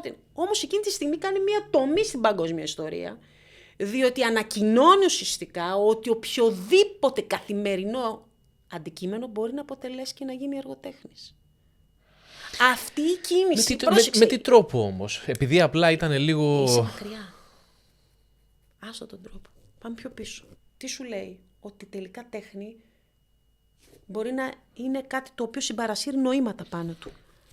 Αυτό και μόνο η κίνηση, η σκέψη του το να το κάνει, έχει μια καλλιτεχνική αξία. Okay. Να σε ρωτήσω κάτι. Ναι. Εσύ, πέραν όλων των άλλων που κάνεις και εξώφυλλα και σκηνικά, έτσι δεν είναι? Είχα κάνει το εξώφυλλο, το artwork ουσιαστικά για τον δίσκο των Chaos, στον οποίο είχα συμμετάσχει το The Undivided Light. Και είχα κάνει σκηνικά για μία παράσταση που είχαμε κάνει στο παρελθόν με το όνομα Φωσφεράτου, με τον Χρήστο Ντονίου. Είχα εκεί πέρα επιμεληθεί κάποια πράγματα. Από εκεί και πέρα δεν έχω κάνει άλλα εξώφυλλα. Έχω συμμετάσχει σε κάποιες εκθέσεις ομαδικές στην Γερμανία, στο Κάσελ συγκεκριμένα και εδώ στην Αθήνα. Και αυτά ουσιαστικά είναι που... Ωραία, αυτό που θέλω να ρωτήσω εγώ είναι το εξής. Έβγαλες το πρώτο εξώφυλλο. Αν ήταν καλό, όλα καλά. Πες ότι, μάλλον, να το πούμε διαφορετικά. Βγάζεις ένα εξώφυλλο, είναι πάρα πολύ ωραίο και είναι στο φάσμα της τέχνης. Αυτό εδώ πέρα είναι καταπληκτικό, είναι πάρα πολύ ωραίο. Και τα σκηνικά και τα λοιπά. Και από εκεί και πέρα ασχολείσαι με αυτό και αυτή είναι η δουλειά σου. Από εκεί και πέρα, ό,τι κάνει η Ανδρονίκη θα είναι τέχνη ή όταν τα πάντα θα θεωρούνται τέχνη από εκεί και πέρα από σένα. Όταν ένα ζωγράφος φτιάχνει τον πρώτο του πίνακα, από εκεί και πέρα ό,τι κάνει είναι τέχνη. Όχι βέβαια, κάθε φορά να μετράτε με τον ίδιο του τον εαυτό. Άρα... Δεν είναι απλό αυτό. Μπορεί να κάνεις ένα αριστούργημα και μετά να κάνεις πατάτες. Δεν είναι όλα τα έργα ίδια. Άρα ο καλλιτέχνης που έφερε τον ουρητήρα, όπως είπες, ήταν το πρώτο του έργο ή το τελευταίο του? Αυτό δεν μπορώ να το θυμηθώ αυτό, αλλά μιλάμε για μια εμβληματική μορφή. Αν ήταν κάποιος όμως... Δηλαδή, αν πάω εγώ που δεν έχω παρουσιάσει τίποτα και πάω με έναν ουρητήρα και πω, πάρτε το αυτό. Αν πας τώρα έχει γίνει, κατάλαβες. Ναι, ή κάτι αντίστοιχο. Αν το έκανες τότε και είχες την ευφυΐα να κάνεις αυτή τη δήλωση. Δεν μπορώ να ταυτιστώ με αυτό. Και πάνω σε αυτό πατάει και ο Άντι Γουόρχολ ουσιαστικά. Τι έκανε? Το Άντι Γουόρχολ ξέρω, οπότε μπορώ πήρε ένα αντικείμενο καθημερινής χρήσης, την Γκονσέρβα δεν πήρε. Campbell Soup, τι ήταν, και την Μέρλιν Μορόι, η οποία ήταν μια φιγούρα λαϊκή, φιγούρα pop, έτσι. Και επαναλαμβάνοντας τα πάρα πολλές φορές μπροστά μας με διαφορετικό χρωματισμό, έτσι, θέτει το εξής ερώτημα: πόσο μπορεί να διαφοροποιηθεί το καθημερινό αντικείμενο, με ποιο τρόπο μπορεί να διαφοροποιηθεί ένα αντικείμενο το οποίο αποδίδεται στις μάζες, μάλλον δίδεται στις μάζες, και αν μπορεί να γίνει, να παραλάβει πάνω του, πώς να το πούμε, άλλες ερμηνείες. Άλλες ερμηνείες. Είναι φοβερό. Υπάρχουν καλλιτέχνες οι οποίοι, ας πούμε, για παράδειγμα, δημιουργούν κάποια έργα και μετά στέλνουν κόπιες τους να εκτεθούν στις αίθουσες των εκθέσεων και τους έχουν πει curator ότι παρόλο που είναι κόπια και είναι ίδιο, θεωρούμε ότι δεν φέρατε το ίδιο έργο, ότι μας κοροϊδέψατε. Η τέχνη πλέον παίζει με τέτοια πράγματα. Παίζει κυρίως με την κίνηση του νου προς το να δημιουργήσω κάτι. Και όχι τόσο με το αποτέλεσμα. Το αποτέλεσμα έχει εξαντληθεί. Δηλαδή, ωραίους πίνακες, ξέρουμε, έχουμε το. Πάρτε, παιδιά, τον Ελ Γκρέκο, τελείως. Δομήνικος Στρατοκόπουλος. Ναι. Ο κορυφαίος των κορυφαίων. Ο πατέρας όλων. Για μένα, αν με ρωτάτε, είναι στην κορυφή των πάντων. Θα μου πεις πάνω από τον Σεζάν, πάνω από τον Ματίζ. Ναι, πάνω από όλους για μένα. Τα μεγάλα χρώματα, οι μορφές, η σερπεντινάτα, η δωρικότητα, ό,τι μπορείς να φανταστείς, ενέπνευσε όλο το μοντέρνο κίνημα. Από εκεί και πέρα όμως αυτό που κάνει ο Δομήνικος είναι τελείως διαφορετικό από αυτό που κάνουν στη σύγχρονη τέχνη, που αναμετρώνται με την κίνηση και το νου. Το ίδιο πράγμα κάνει για παράδειγμα και η Πίνα Μπάους, η χορογράφος, έκανε, η σχορεμένη, η οποία έλεγε δεν με ενδιαφέρει το πώς κινείστε, με ενδιαφέρει το τι σε κινεί, το τι σε οθεί να πας κάπου. Και αποδίδω αυτό, όχι το τελικό ωραίο αποτέλεσμα. Υπάρχει ένα ερώτημα. Προκύπτει κάτι ωραίο από όλη αυτή τη σαχλαμάρα? Όταν είναι καλό, είναι ωραίο. Και το τελικό αποτέλεσμα. Mm-hmm. Όταν υπάρχει σωστή εγκεφαλική διεργασία και εγκεφαλικό ερώτημα, το οποίο θέτεις μέσα από την τέχνη, το αποτέλεσμα μπορεί να μην το ξέρεις, αλλά θα έχει μια συνάφεια. Δεν θα είναι αρτσιμπούρτσι και λουλάς, αλλά πρέπει να έχεις μελετήσει πάρα πολύ καλά πνευματικά το ποιο είναι το ερώτημα που θέτεις. Πλέον η τέχνη είναι αλλού, μας μοιάζουν τα ερωτήματα. Okay, δεν το είχα σκεφτεί έτσι. Μπορώ να το δεχτώ αυτό. Όχι μπορώ να το δεχτώ. Εννοώ ότι το καταλαβαίνω, αλλά δεν πρέπει και λίγο αυτό που παρουσιάζεις να είναι και, όπως το πες, αποτέλεσμα κάποιας διαδικασίας. Δηλαδή αυτό την τέχνη που είχαμε δει όλοι πριν από λίγα χρόνια, πότε έγινε το μεγάλο μπαμ με την μπανάνα και τη μονοτική ταινία, δεν ήταν αυτό σαν να παίζει λίγο με τους υπόλοιπους, ότι μου θυμίζει πάρα πολύ αυτή την παιδική ιστορία που λέγαμε με τον πιτσιρικά που βγήκε και φώναξε «Ο βασιλιάς είναι γυμνός», που είχαν πάει και τον είχαν κοροϊδέψει άλλοι, ότι έρχονται κάποιοι και προσπαθούν να σε πείσουν να δεχθείς κάτι που τα μάτια σου λένε κάτι διαφορετικό. Ότι αυτή η μπανάνα με την πονοτική ταινία είναι τέχνη. Ναι, σε κίνησε όμως να το σκεφτείς, αν είναι. Εμένα όχι, δεν μπήκα Τώρα καν. το είπες πριν λίγο, λες. Ποιο? Το είπες το ερώτημα, λες. Αναρωτήθηκες αν είναι τέχνη. Όχι, εμένα προσωπικά η μπανάνα δεν με ψάρωσε. Άλλα πράγματα, ας πούμε, ξέρεις ποιο με ψάρωσε. Και δεν μ' άρεσε. Ένας πίνακας για τον οποίο κάνανε πάρα πολύ ουρά να τον δούνε, τα νούφαρα του Μονέ. Γενικά, εγώ δεν ασχολούμαι με τέχνη. Παρακαλώ, μη λες ότι τα νούφαρα δεν σου αρέσουν. Τα κοιτούσα, δεν έβλεπα κάτι. Δεν μου έκανε τίποτα αυτός ο πίνακας. Αν ήταν σε ένα διάδρομο μιας πολυκατοικίας, θα τον προσπερνούσα. Εντάξει. Είναι λογικό αυτό, διότι. Αλλά ο Δομήνικος Θεοτοκόπουλος, όταν τον είχα δει. Νομίζω στο Λούβρο δεν είναι. Εκεί τον είχα δει. Είχα σταματήσει και δεν ήξερα ποιον ήταν το έργο. Και στην Ισπανία έχει παντού. Κοίτα να δεις. Τώρα ανέφερες κάποια άλλη εποχή, έτσι. Φέρεις κάτι στο κεφάλι. Αγγίζεις κάποια άλλη εποχή. Η εποχή του Μονέ που αναφέρεσαι, μιλάμε μια μετα-ιμπρεσιονιστική εποχή, στην οποία η θεματολογία περιέχει αυτή την ευαισθησία. Κυρίες στο ποταμάκι που κάθονται με τις ομπρέλες και δίνουν το λεγόμενο impression, δηλαδή την εντύπωση. Και για να δοθεί αυτή η εντύπωση, οι πινέλιες είναι απαλές, ελαφριές. Τα θέματα δεν περιέχουν αρχικά αυτή τη δυναμικότητα. Δηλαδή, άμα δεις τον καθεδρικό ναό στη Ρουέν, που είναι όλος μία μοβ πάχνη και μέσα βγαίνει ο καθεδρικός. Αυτό είναι ο εμπρεσιονισμός. Δημιουργεί αυτή την εντύπωση. Δεν είναι θέματα δυναμικά, δεν είναι ας πούμε εξπρεσιονισμός γερμανικός. Δεν είναι ζωγράφιο όπως ο Κίρχνερ που οι μορφές κραυγώνται, τα περιγράμματα είναι πάρα πολύ έντονα, τα χρώματα σε καταπίνουνε. Δεν έχει να κάνει με κάτι τέτοιο. Ανέφερες δηλαδή δύο τελείως διαφορετικές εποχές. Ναι, ξέρεις τι, επειδή δεν τα παρακολουθώ καθόλου, απλά ανέφερα ό,τι είδα. Δηλαδή, περνούσα στο μουσείο, κοιτούσα πράγματα και στην ουσία έπρεπε μετά από αυτή τη βόλτα που έκανα να πω ποιο ήταν το αγαπημένο μου έργο. Που να δεις και Ρόθκο. Δυστυχώς είναι πολύ δύσκολο να συγκρατήσω τα ονόματα και τα έργα. Απλά μου είχε κάνει εντύπωση. Είναι ένας μεγάλος καλλιτέχνης, συγγνώμη που σε διακόπτω, ο οποίος κυρίως κάνει μονόχρωμους πίνακες. Ένα μπλε πίνακα, ένα κόκκινο. Τίποτα άλλο. Αυτό είναι ένας πίνακας μπλε χρώμα. Τέλος, ναι. Με κάποια, έτσι, λίγο το περίγραμμα έχει κάποια ένταση η οποία σβήνει. Ποιο είναι τώρα δεν το θα θέμα? με βρει σύμφωνο ο κύριος. Κι όμως, σε πληροφορώ, μπροστά από τους πίνακες του πάει κόσμος και κλαίει. Γιατί? Γιατί ο καθένας προβάλλει στον καμβά αυτό που τον πονάει και ό,τι θέλει. Και αυτό από μόνο του που σε κινεί είναι τέχνη. Όταν κάτι σε κινεί έτσι, αναμετράται με όρους τέχνης. Ο Ρόθκο, μιλάμε, τα έργα του πωλούνται πολλά εκατομμύρια, έτσι. Εκατομμύρια των εκατομμύριων. Θα μου πεις τεχνικά. Είναι δίκαιο αυτό? Τι γίνεται τεχνικά? Δίκαιο. Τι θα πει δίκαιο? Στον κόσμο που ζούμε, αν κάτι δεν είναι παράνομο εντελώς και δεν προσβάλλει, ας πούμε, τους ανθρώπους σε βαθμό κακουργηματικό. Κατάλαβες από διάβολος το λέω. Να μιλήσω για την μπανάνα μου. Δεν άκουσα και καθόλου να μιλήσω για την μπανάνα. Ότι νομίζω ένας Κινέζος επιχειρηματίας αγόρασε αυτή την μπανάνα, νομίζω, τώρα μπορούμε να το γκουγκλάρουμε, για 6 εκατομμύρια. Ναι. Εγώ όσο πλούσιος και να είναι ο άλλος, και τα λεφτά εννοείται δεν του τα χάρισε κανένας, τα έβγαλε, δεν μπορώ να δικαιολογήσω αυτή την κίνηση. Εντάξει, ενδεχομένως και εγώ. Κάτσε μπορώ έτσι να από περιέργεια να δω αν έχω δίκιο, αν την πήρε τόσο. Ναι. Okay. Αλλά νομίζω ότι ήταν τόσο. Γράφουμε, συνεχίζουμε.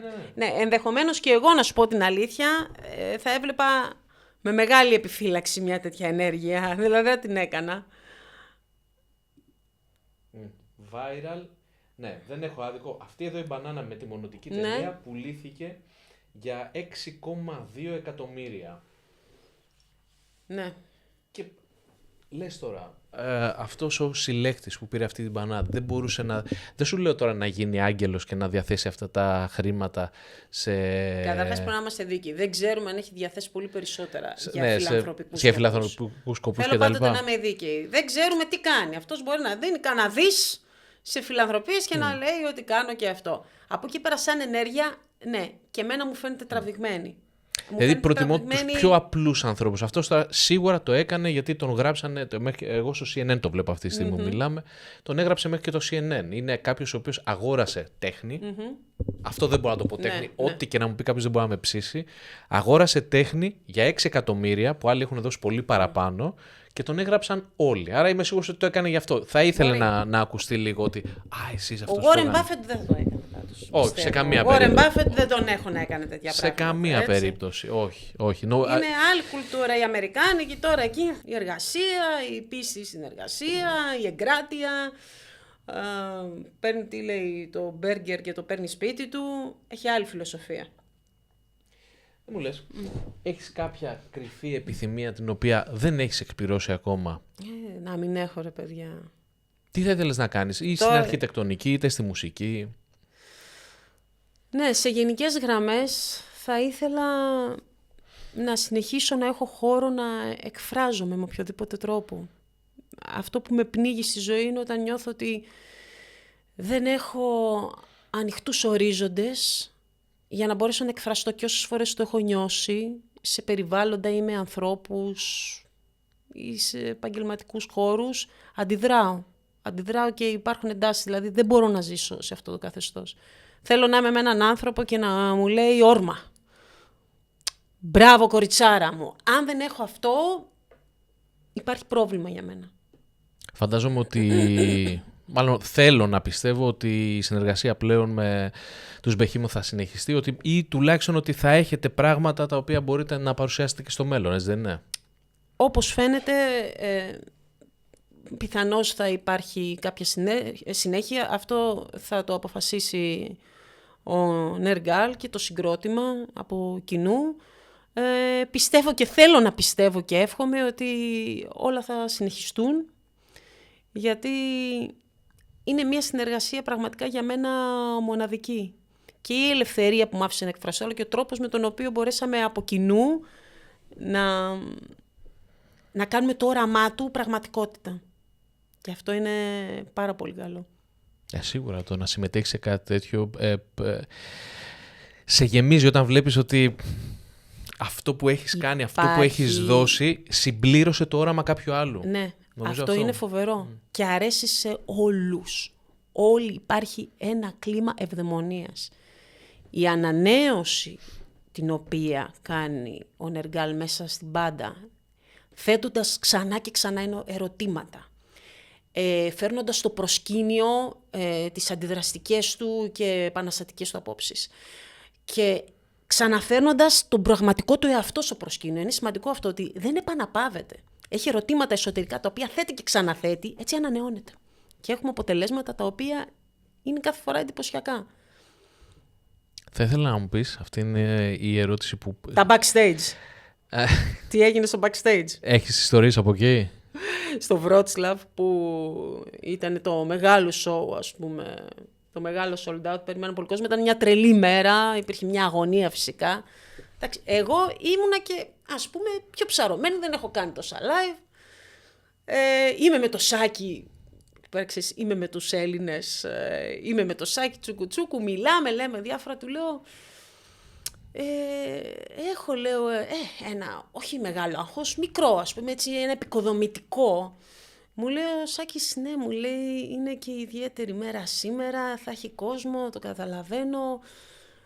Και του λέω, φοβάμαι, μου λέει, και προλαβαίνω, μου λέει, είναι και το live stream, μη γίνει και λάθος. Όχι, του λέω, μη μου το λες, γιατί αυτό πήγα να πω, ότι φοβάμαι το live stream, γιατί ήταν ζωντανό. Και σκέφτεσαι ότι ό,τι γίνει εκεί, ας πούμε, θα σε ακολουθεί. Και λέω, όχι, το λες και εσύ, ρε, μου λέει, Αλονίκη, είναι και το live stream. Καλά, έκανε φοβερή εμφάνιση ο Σάκης, έχω τα βίντεο, είναι καταπληκτική. Πιστεύω θα ανέβει κάποια στιγμή στο ίντερνετ. Μετά, εντάξει, εγώ ήμουν λίγο αγχωμένη, πήγαινα στα καμαρίνια των Behemoth, τους έλεγα, είμαστε μισή ώρα πριν είχα ντυθεί, δεν θα βαφτείτε. Λέει, έχουμε 10 λεπτά, 20 λεπτά, είμαστε μια χαρά, έχουμε χρόνο. Λίγο πιο έμπειρη, εγώ ας πούμε ήμουν πιο αγχωμένη, αλλά νομίζω πήγε καλά. Πιο ψαρωμένη, τώρα στα επόμενα... Ήμουνα λίγο, αλλά όχι στη σκηνή. Πριν ανέβω στη σκηνή, Ναι. Κοίτα, το βίντεο λογικά... Όταν είμαι στη σκηνή δεν το έχω αυτό, φεύγει όλο, διότι εκεί ξυπνάει, έχω μπροστά μου τη δασκάλα μου, ξέρεις. Τη βλέπω μόνο, σκοτεινιάζουν όλα. Δεν το ξέρει αυτό. Και βλέπω τη δασκάλα μου, η οποία μου λέει, και αλίμονό σου, αν δεν κουρμπάρεις τη φωνή, να κάνεις σωστά αυτό που πρέπει να κάνεις. Οπότε σε αυτό το χάος, εγώ βλέπω τη δασκάλα μου, η οποία με περιμένει στη γωνία να κάνω λάθος. Και λέω, δεν θα κάνω λάθος. Κάτι βίντεο επισκηνής που είχαν ανέβει λογικά είναι από το... Από το Wroclaw. Ναι, άρα αυτά θα... Θέλω να πιστεύω ότι δεν είναι μόνο. Θα ανέβουν Όχι, κάποια είχε ανέβει στιγμή. κανονικά το βίντεο με το The Shit of God που τραγουδάω live με τους Behemoth. Είναι ανεβασμένο σε υψηλή ανάλυση και μπορούμε να το δούμε. Ναι. Το ανεβάσανε νομίζω πριν από μερικές μέρες. Δεν το είχα προλάβει. Πάρα πολύ περίμενε, τη μέρα που κάναν το post ανεβάσαν και το βίντεο, γιατί το είδα το post. Το post, ναι. Το βίντεο νομίζω ανέβηκε κάποιες μέρες πιο μετά στην υψηλή ανάλυση. Αλλά εμένα όλο μου το τέτοιο έτσι το πάνω κάτω είναι λίγο πριν βγω. Μόλις βγω, τα σκάλα μου με περιμένει. Τους άρεσε που σε είχαν live εκεί? Νομίζω ότι τους άρεσε, δηλαδή έτσι μου είπαν πάρα πολύ. Όχι νομίζω, μην λέω ότι να είναι. Τους άρεσε πάρα πολύ. Γιατί καταρχάς το δοκιμάσαμε πρώτη φορά στη Ζηρίχη αυτό, έτσι. Στη Ζηρίχη, όπου έγινε και το εξής στη Ζηρίχη. Όταν πήγα να κάνω sound check, μου λέει ο μπασίστας ο Ράιον, ξέρεις, μου λέει ότι δεν έχουμε τον Εργάλ σήμερα μαζί μας. Λέω, συγγνώμη, ήρθα πρώτη φορά να κάνω και δεν θα έχουμε και τον Εργάλ. Πώς θα κάνουμε την τέτοια? Μου λέει, θα το κάνουμε μαζί το sound check, γιατί είχε μια προσωπική υποχρέωση και θα έρθει το απόγευμα, ας πούμε. Και είχα ένα μικρό άγχος, αλλά εντάξει, τα παιδιά όλοι, και ο Inferno και ο Ράιον και ο Σεφ, και όλο το προσωπικό πάρα πολύ βοηθητική προς εμένα. Πάρα πολύ βοηθητική. Πήγε πάρα πολύ καλά. Οπότε στη Ζηρίχη, την πρώτη στιγμή που βλέπω τον Εργάλ, είναι και την πρώτη στιγμή που τραγουδάω. Δηλαδή δεν είχα χρόνο να κάνω μαζί του πρόβα. Δεν έκανε ούτε καν soundcheck. Δεν έκανε soundcheck. Γιατί είχε μια προσωπική υποχρέωση και ήρθε. Οπότε εγώ, φαντάσου, πρώτη φορά στη σκηνή, πρώτη φορά με τους Behemoth, που είμαι πάνω και βλέπω τον Εργάλ και βγαίνει και λέω, τώρα θα τραγουδήσουμε πρώτη φορά χωρίς soundcheck. Αλλά πήγε πάρα πολύ καλά.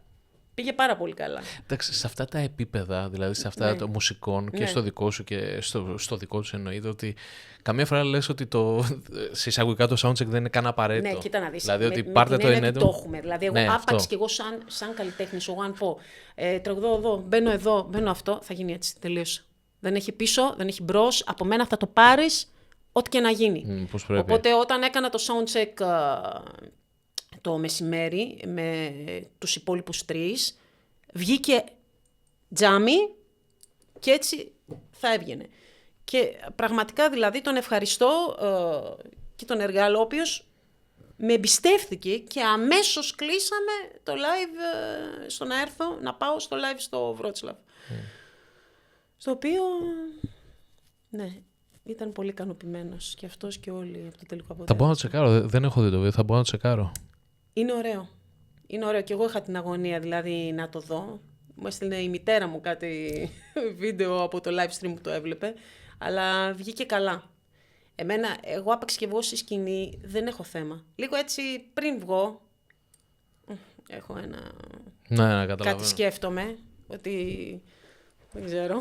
Αλλά μόλις πατήσω και βγω, αποκλείεται να μην κάνω αυτό που πρέπει να κάνω. Και άλλη μόνο μου, περιμένει η δασκάλα μου. Πες μου λίγο, αυτή είναι η τελευταία ερώτηση που κάνω στους περισσότερους που έρχονται εδώ. Θέλω να μου πεις τι είναι για σένα επιτυχία και τι είναι ευτυχία. Τι είναι επιτυχία, τι είναι ευτυχία.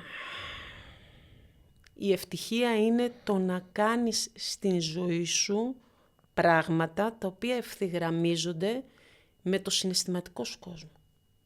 Αυτή είναι η απόλυτη ευτυχία. Να σου υπαγορεύει ο συναισθηματικός κόσμος 5-10 πράγματα και να τα κάνεις και να αντλείς αυτή την ικανοποίηση. Αυτή είναι η ευτυχία. Να μην νιώθεις δηλαδή ότι αλλού βρίσκεται η καρδιά σου και αλλού η πράξη σου. Αυτό είναι κάτι το οποίο μπορεί να σε οδηγήσει στην τρέλα και στην παράνοια. Και ο κόσμος προσπαθεί πολλές φορές να μας οδηγήσει σε αυτή την παράνοια για να μας αποσυντονίσει.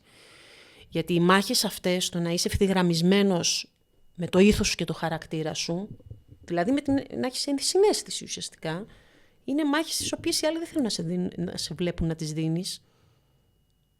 Θέλουν να σε τραβήξουν κάτω. Δεν τη θέλουν αυτή την ευτυχία πολλές φορές. Η επιτυχία από εκεί και πέρα είναι προσωπική του καθενός. Εγώ δηλαδή, οι επιτυχίες οι προσωπικές οι δικές μου είναι εντελώς άσχετες με αυτό που μπορείς να φανταστείς ότι θεωρώ ότι έχω πετύχει. Άλλα λέω για τον εαυτό μου ότι έχω πετύχει μέσα μου προσωπικά και άλλα μπορεί να πιστεύει ο κόσμος.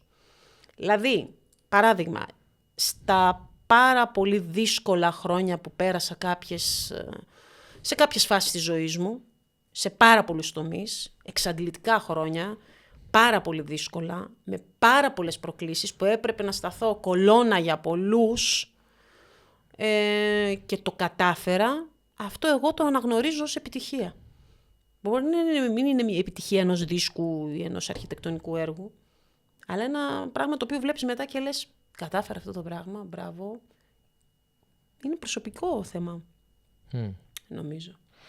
Δεν υπάρχει σωστό και λάθος σε αυτό. Εγώ παίρνω ό,τι μου λέει ο καθένας το παίρνω σαν σωστό, εφόσον έτσι το βλέπεις. Αλλά νομίζω θα συμφωνήσω ότι η επιτυχία είναι προσωπική. Πράγματα τα οποία κάνεις και βάζεις σαν στόχους και τα πιάνεις, ο καθένας έχει διαφορετικούς στόχους στη ζωή του. Και...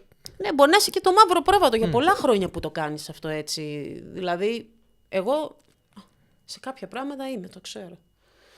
Μου λένε γιατί είμαι συντηρητική, ας πούμε, και δεν κάνω ανοίγματα κάπου και εγώ λέω, να, εγώ δεν πούλησα και τώρα έχω βγει κερδισμένη. Με λέτε μαύρο πρόβατο τόσα χρόνια, αλλά για μένα αυτό είναι άθλος. Που είχα μια ενσυναίσθηση και μια ενόραση να μην κάνω κάποια ανοίγματα, ίσως και να γίνω λίγο γραφική, λίγο παλιωμοδίτησα, να κρατηθώ και στο πέρασμα του χρόνου να δικαιωθώ τελικά. Με την πάροδο των ετών να δικαιωθώ. Νομίζω θα είναι απλό, όλοι θέλουν να σε φέρουν στα μέτρα τους. Το παν είναι αυτό, μπορείτε να μην έρθετε στα μέτρα των άλλων. Τελείωσε. Θα πάρετε το δρόμο της αρετής. Ο καθένας έχει το δικό του δρόμο της αρετής που θα διαβεί. Αυτό είναι, αυτό μου είπε η γιαγιά μου τότε και με καθόρισε. Με τα λάθη μου, δεν λέω ότι δεν έχω κάνει λάθη. Αλλά πάντοτε όταν βλέπω το εύκολο και το δύσκολο, λέω, τη βάψαμε. Τέλεια. Ευχαριστώ πάρα πολύ που ήρθες σήμερα. Ήταν μια πολύ ωραία κουβέντα. Και εννοείται ότι ήθελα να μάθω πάρα πολλά για το tour. Ευχαριστώ για τις ερωτήσεις, για το ενδιαφέρον και για αυτή την πάρα πολύ ωραία φιλοξενία. Να είσαι καλά. Να είσαι καλά, ευχαριστώ.